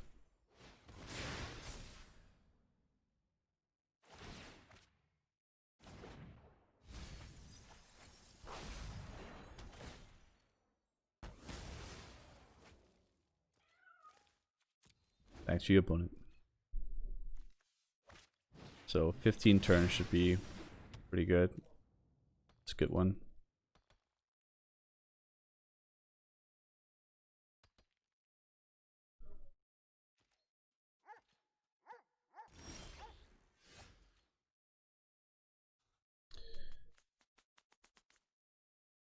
We can kill Kervik here, or we can kill the enchantment. I think Kervik is going to be a worse long-term problem for us, since we can't play our Private Malkin and Sky Scanner and stuff like that without them dying. Just don't want to deal with that forever. But he also has counter magic up.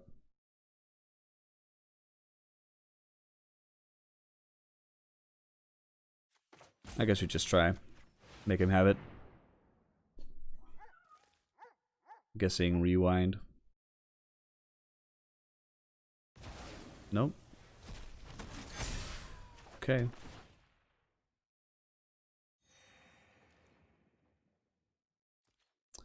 What happens if we attack with everything here? Get a counter there. That gets blocked by Dowser. And Rambunctious Mud gets through. And this one just gets blocked to death. Guess we do have some time now, though. You can play Warden next turn, start attacking with that. The sooner we start attacking, the better. You also just double like this, not like the battalion. Would be fine with that. I guess I gotta wait one turn. Play Skyscanner and Private Malkin first.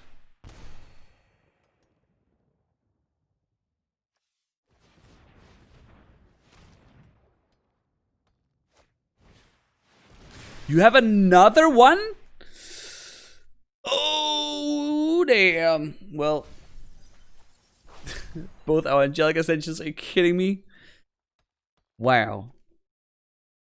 Another tutelage.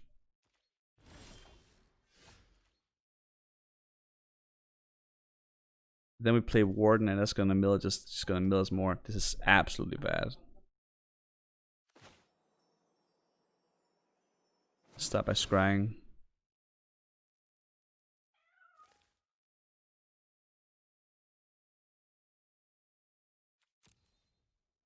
I'm going to want that.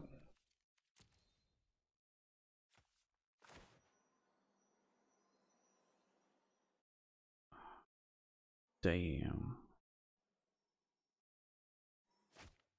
Attack with everything. No, it doesn't work. One of the woods just gets freaking.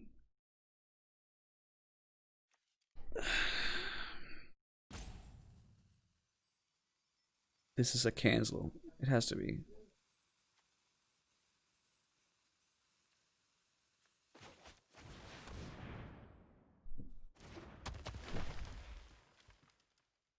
Problem about this card is he can start milling me now.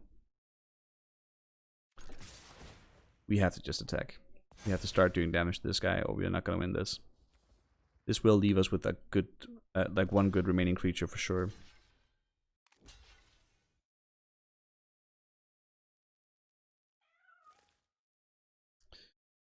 You're gonna unsubstantiate my Warden of the Woods, get a prowess trigger, and then play opt. Is that what's happening here?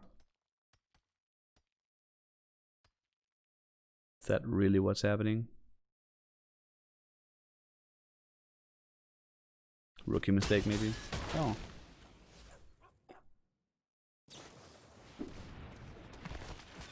Oh my god! Oh my god! Oh, that's so good! Basher's Acolyte.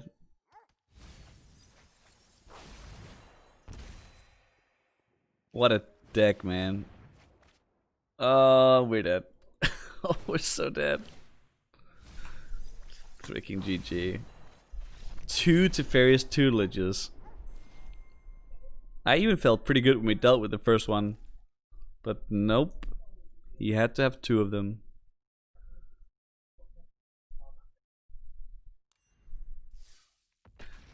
I guess we could have attacked a little harder, honestly, earlier on too.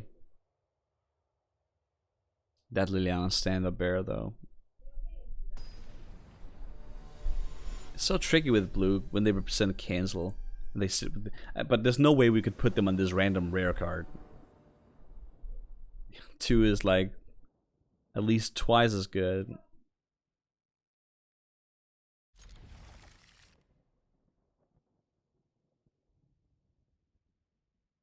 This is gonna be a little awkward, but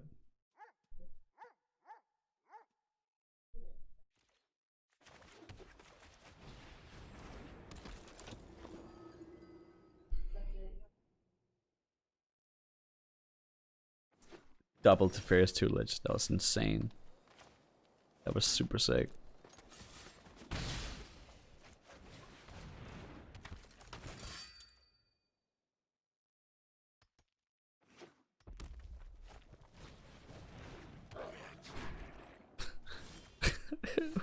Who the fuck plays this card? Jesus. Absolutely, we'll take that. Well, that can get us out of this pickle, I guess. Makes Tempered Veteran pretty good too.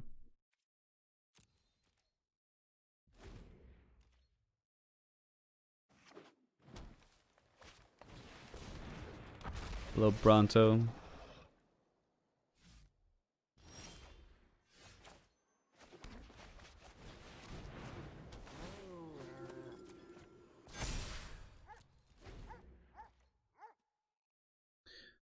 Well, it's scientifically proven that you can't raise lifelink, so unless he kills our Corsair here, we should be pretty good. I mean, I guess that is a pretty good card too. Jesus. Should have one white up. Yes.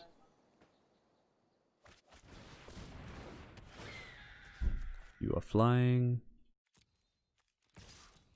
And you are bigger.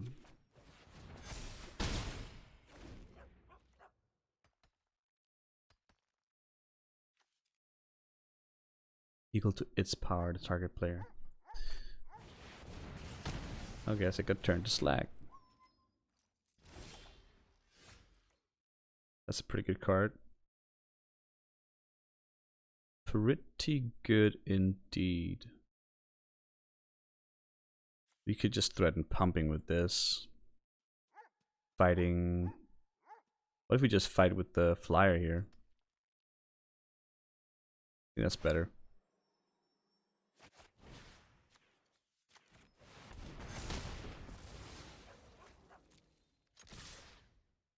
Looks pretty good to me.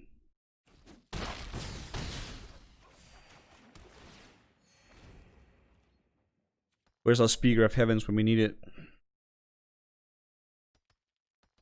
For the record, we don't have one, but would be sweet to have one in this position.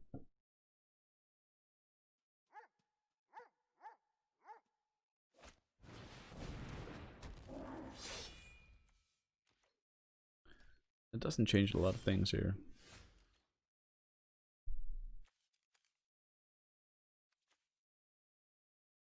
Yeah, I guess he has to. Well, he can just block with these 2, I guess. What if we attack with everything? He blocks these 2 and then this and that. Wait, this and that. This goes on that. These 2 go on that. Guess we'll just hit him with the swooper. To add a threat, I guess. No, I'll keep mana up to pump this one in case he has like Scorching Dragonfire or something. I'm fine doing that. Or like a fight. He has to answer exactly Swooper. I'm guessing he can't do that. No one really plays that 1 mana green destroy target player sacrifices a creature with flying.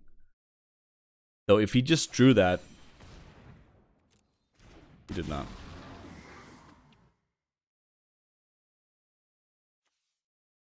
Does not have reach.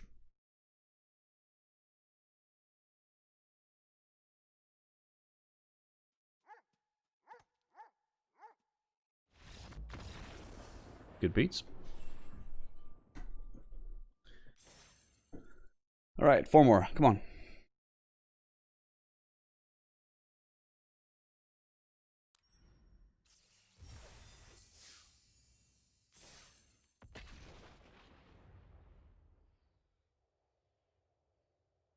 I just gotta be right back.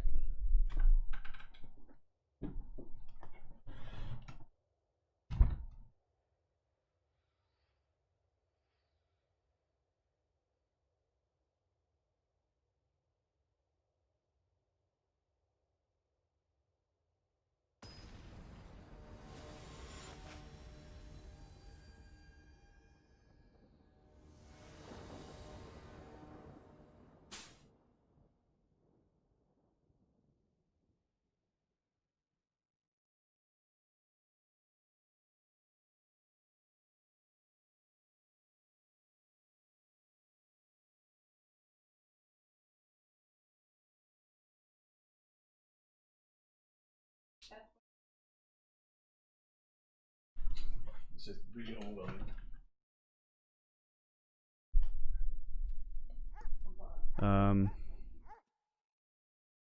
No creatures is a little awkward.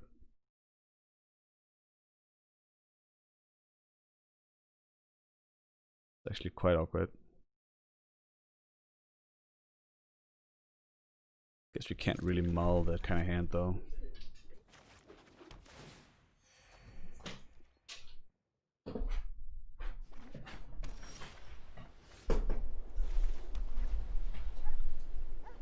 This is either gonna go well or very bad.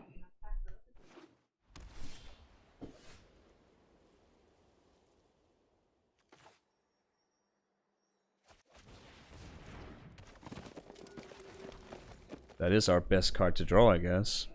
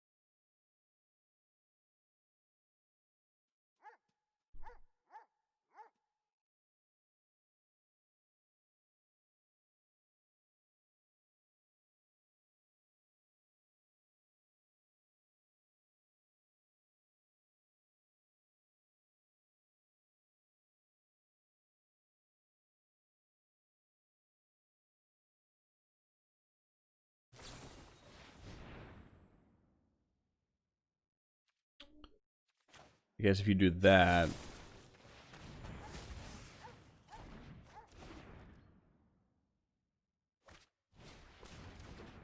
Skyway Sniper is a bad card, you shouldn't play it.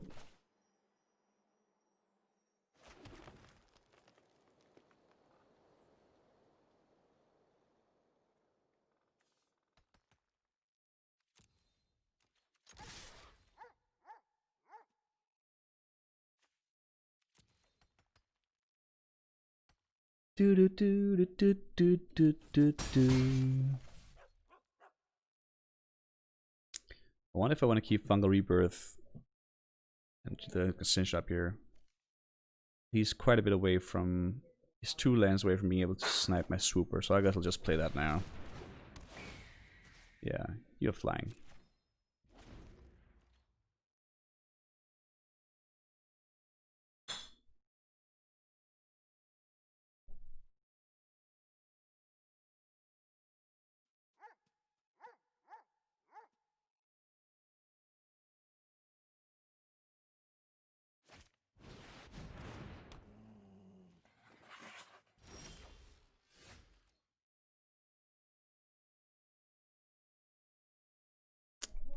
Guess you can put a counter on the Conclave. You can put 2 counters on the Conclave Mentor now. Or we can just put them on the Swooper here. Seems pretty good to me. This is the absolute madman power of Conclave Mentor. These 2 cards together are sick.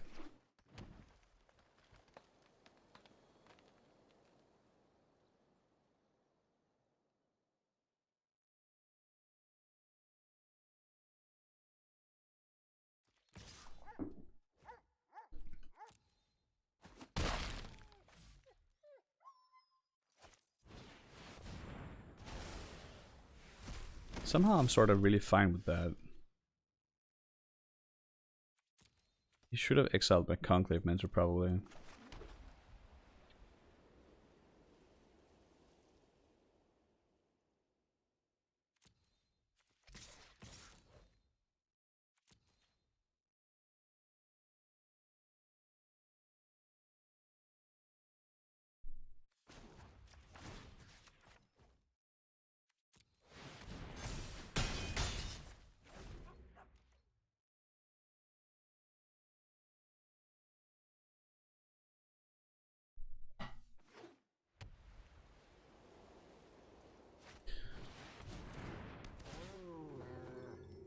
Acolyte's pretty good.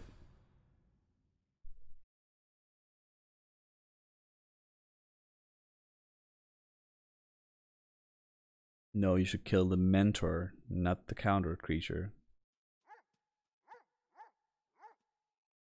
If he doesn't kill the Mentor or the Tempered Veteran here, he hasn't learned. He hasn't figured it out yet.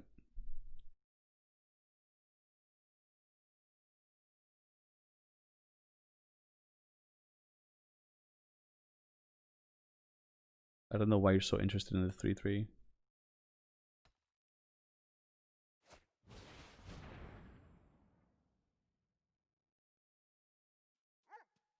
A Ruined Halo.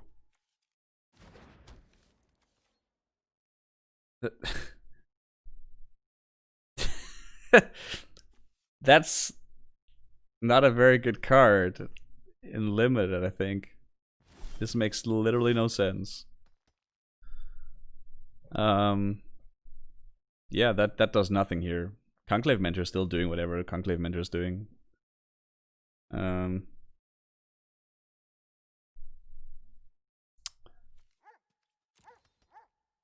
Crazy. That's a really weird card to be playing. I guess I do wanna sort of Angelic Ascension. I can't Angelic Ascension and counter him on now. I guess I can just grow the counters and play another card. Keep Angelic Ascension up for defensive purposes.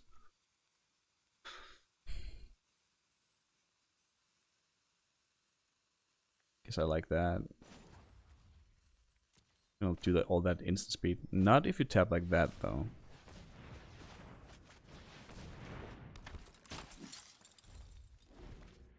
Ruined Halo.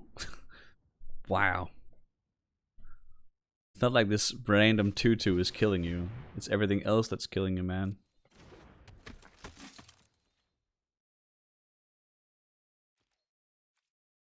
Okay. So what we're gonna do here is we're gonna pump up our token. Angelic Ascension our battalion, I think. Or are we? This guy's pretty good when it gets counters on it. Trade for a lot and we can get it back with Fungal. I'm just gonna hang on to this. Even if it mattered, you know?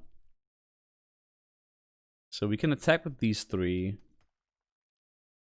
Probably just Angelic Ascension the Mentor after we've done all our shenanigans, I guess.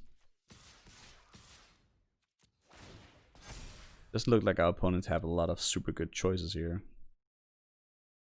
Could also just let this die and get it back. Get some life.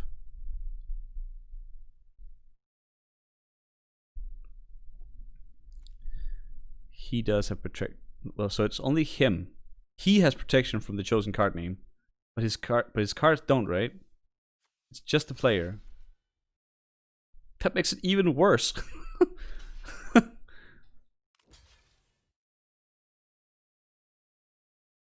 I guess I'll pump this one then.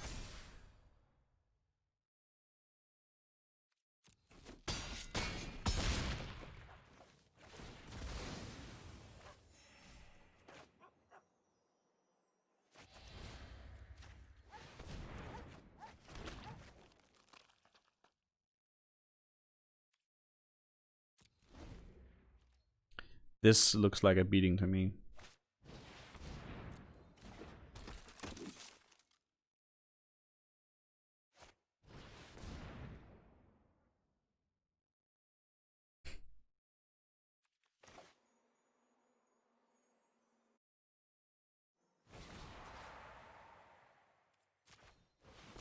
Yeah, I'm pretty sure.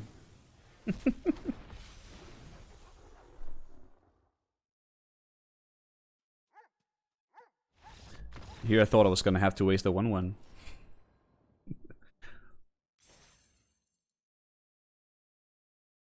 This is what happens when Conclave Master Mentor is not unanswered. It's such a stupidly good card. Temperature Trend. The fact that those two are allowed to live together should never ever happen.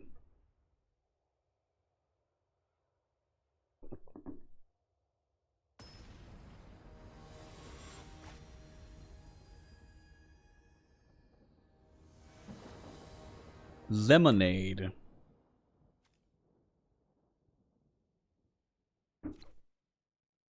Our opponent has taken 1 mulligan. I want to keep them.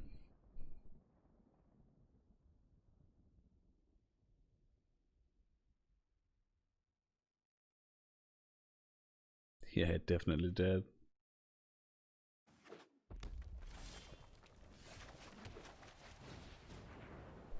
Shock, shock, shock, shock. No.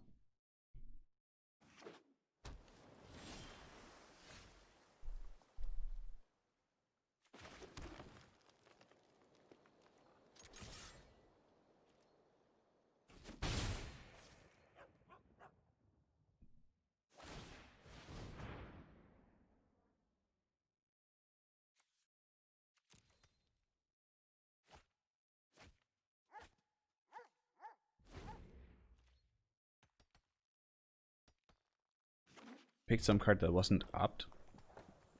Okay. Larcenist is pretty good.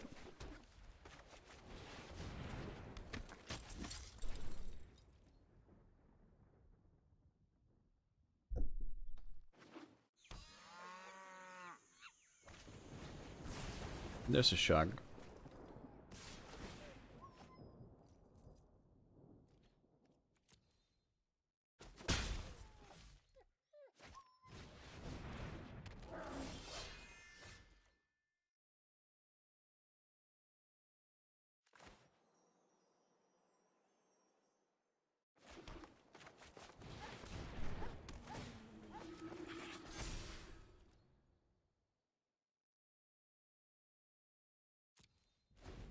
I guess we're gonna want to try to keep it back, see if we can pump it next turn.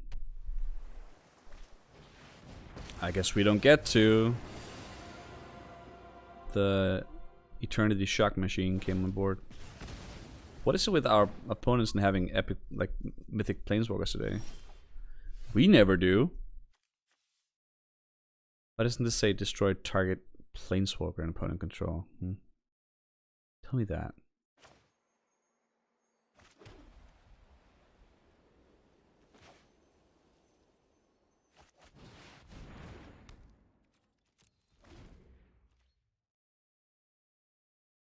I'm so glad you did, Thomas.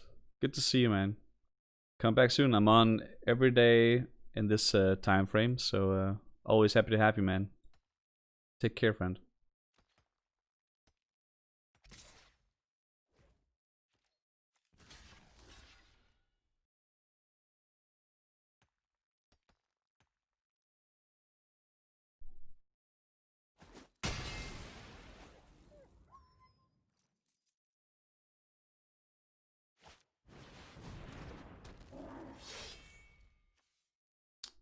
Seems like a number.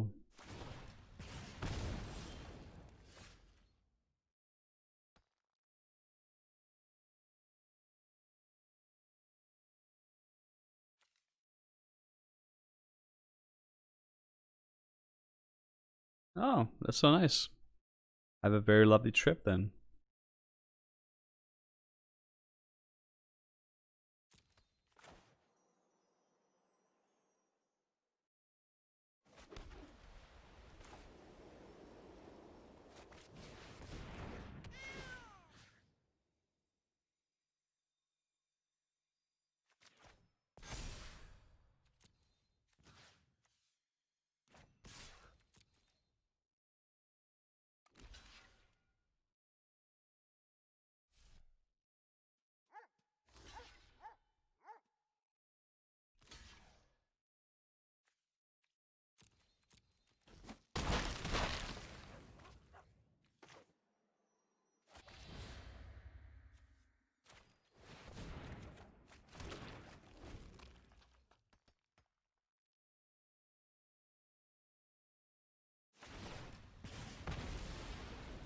Certainly hope you enjoy your vacation.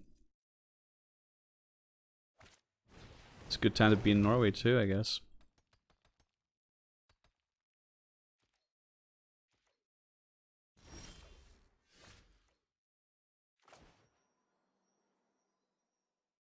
Seems good to me.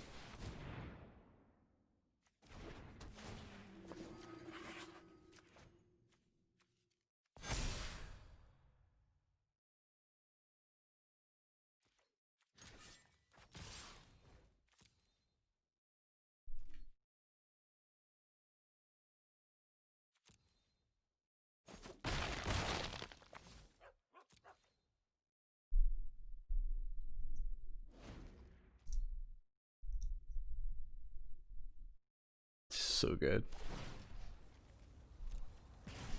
This just says every turn, kill an opponent's creature. So good. No.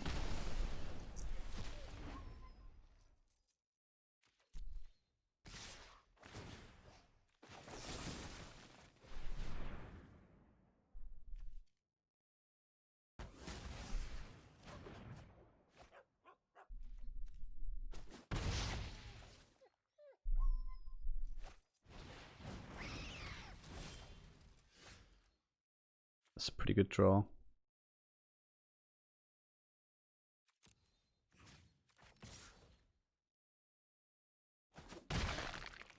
Oh, we got the attack. Nice. Didn't expect that.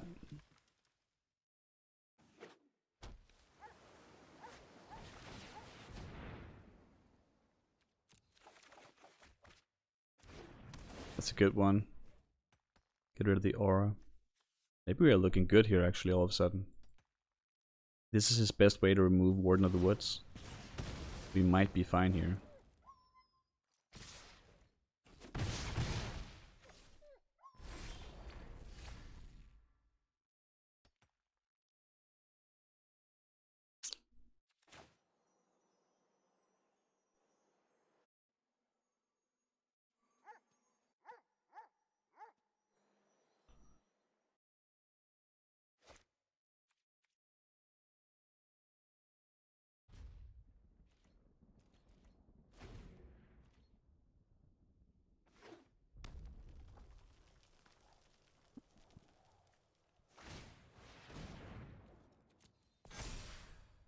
Pretty good.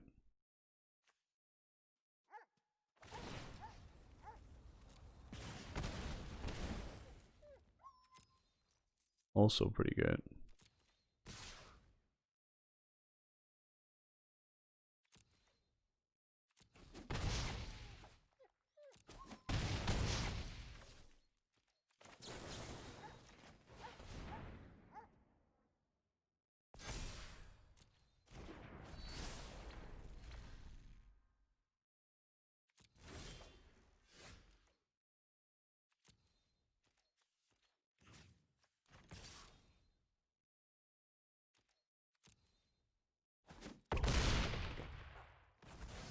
So far, so good.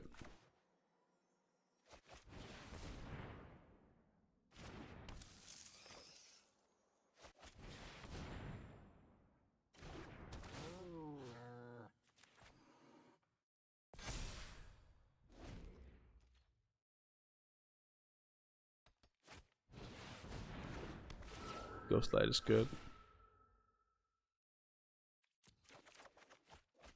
That we have the Ascensions though.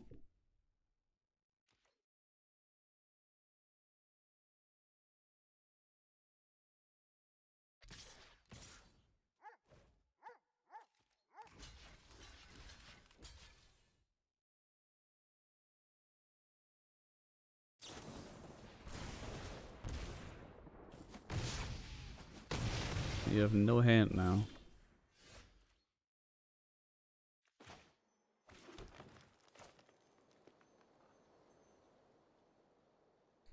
So we don't have much. It doesn't say spirit, right? No.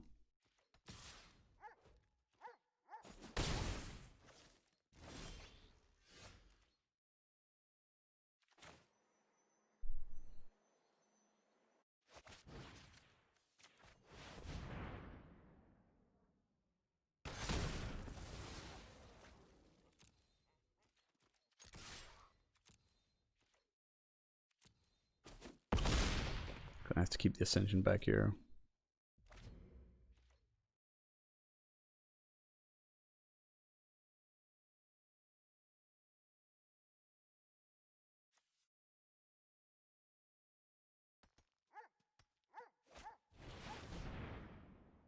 Seriously?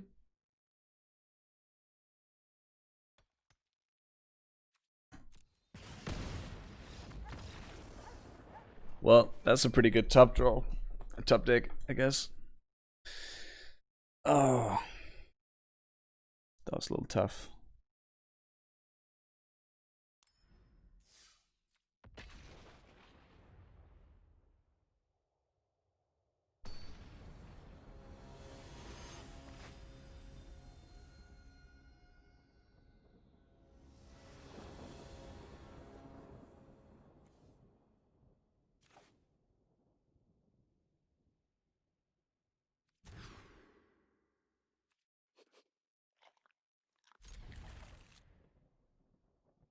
It's a weird hand.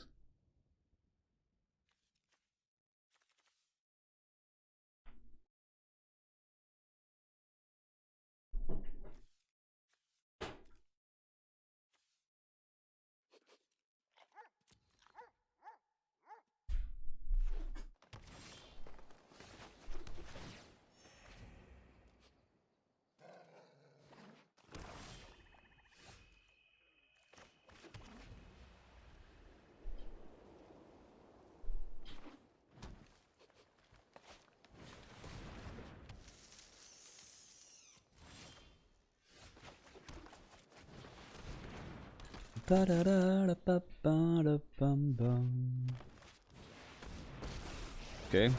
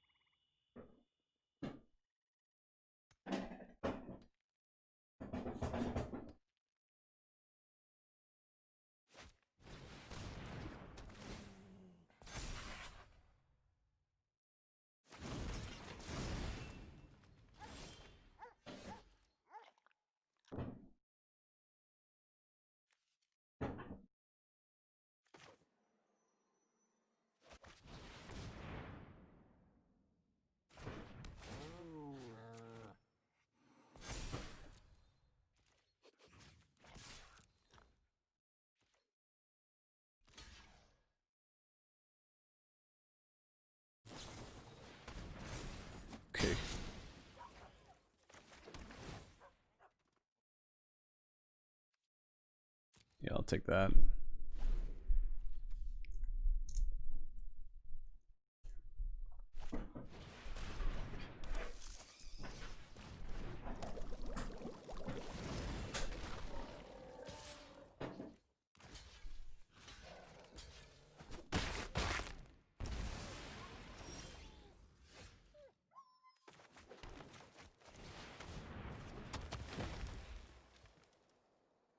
The token is also green, which means we can feed through it. That's the thing we want to do.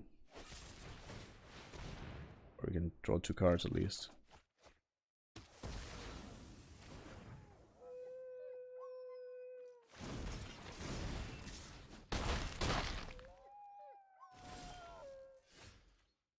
It's pretty good. We can take 4, we can take 5. Fungal Rebirth gives us back like Pride Malkin here. 1 to 3, then we have for both Ascension and Feet. That means we can get rid of Garuk. Hold on, that math does not check out. You need a 2-drop for that to happen.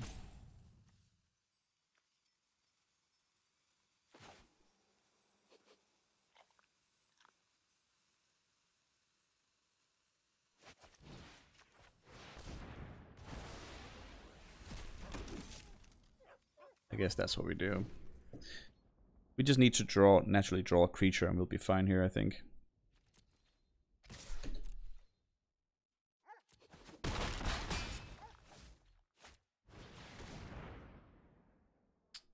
Now we might need a little bit more than that. Trample is a problem.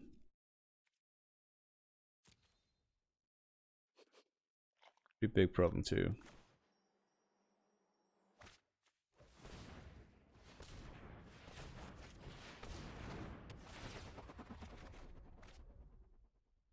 That would have been a better draw. Much better.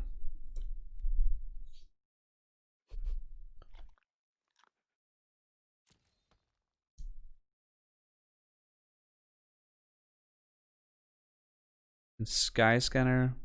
We can ascend this and feed it. It'll take 1, 2, 3, 4, 5, 6 damage. Be at 1. We have no life gain unless we draw Basrius Acolyte. Problem is that this won't die. It's a huge problem.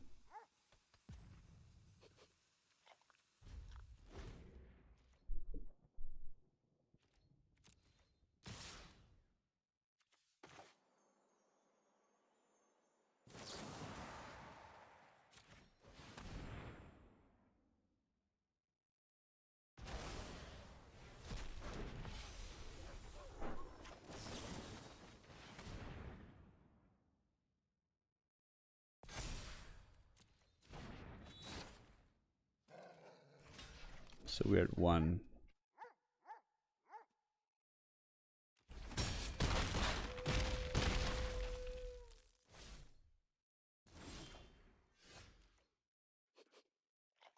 Oh, this is an additional 2 blockers.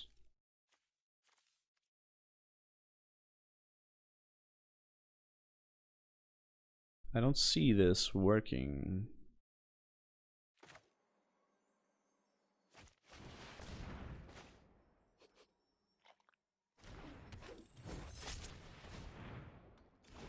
Yeah, that was too close, unfortunately.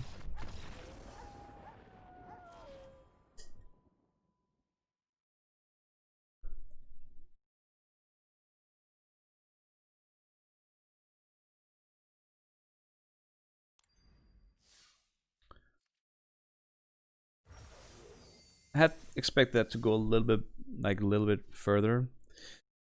Unfortunately, this is all I am able to get through today. This is a rather short stream, but unfortunately we have a little bit of I have a few things to do tonight that I have to get rid of. So thank you all for watching. And thank you to everybody who participated in chat. And as always, I'll be back tomorrow with some more traditional draft core set or premier draft core set 2021. We'll figure this format out. It's nice to see you guys. Have a wonderful evening and take care of yourself. Till next time.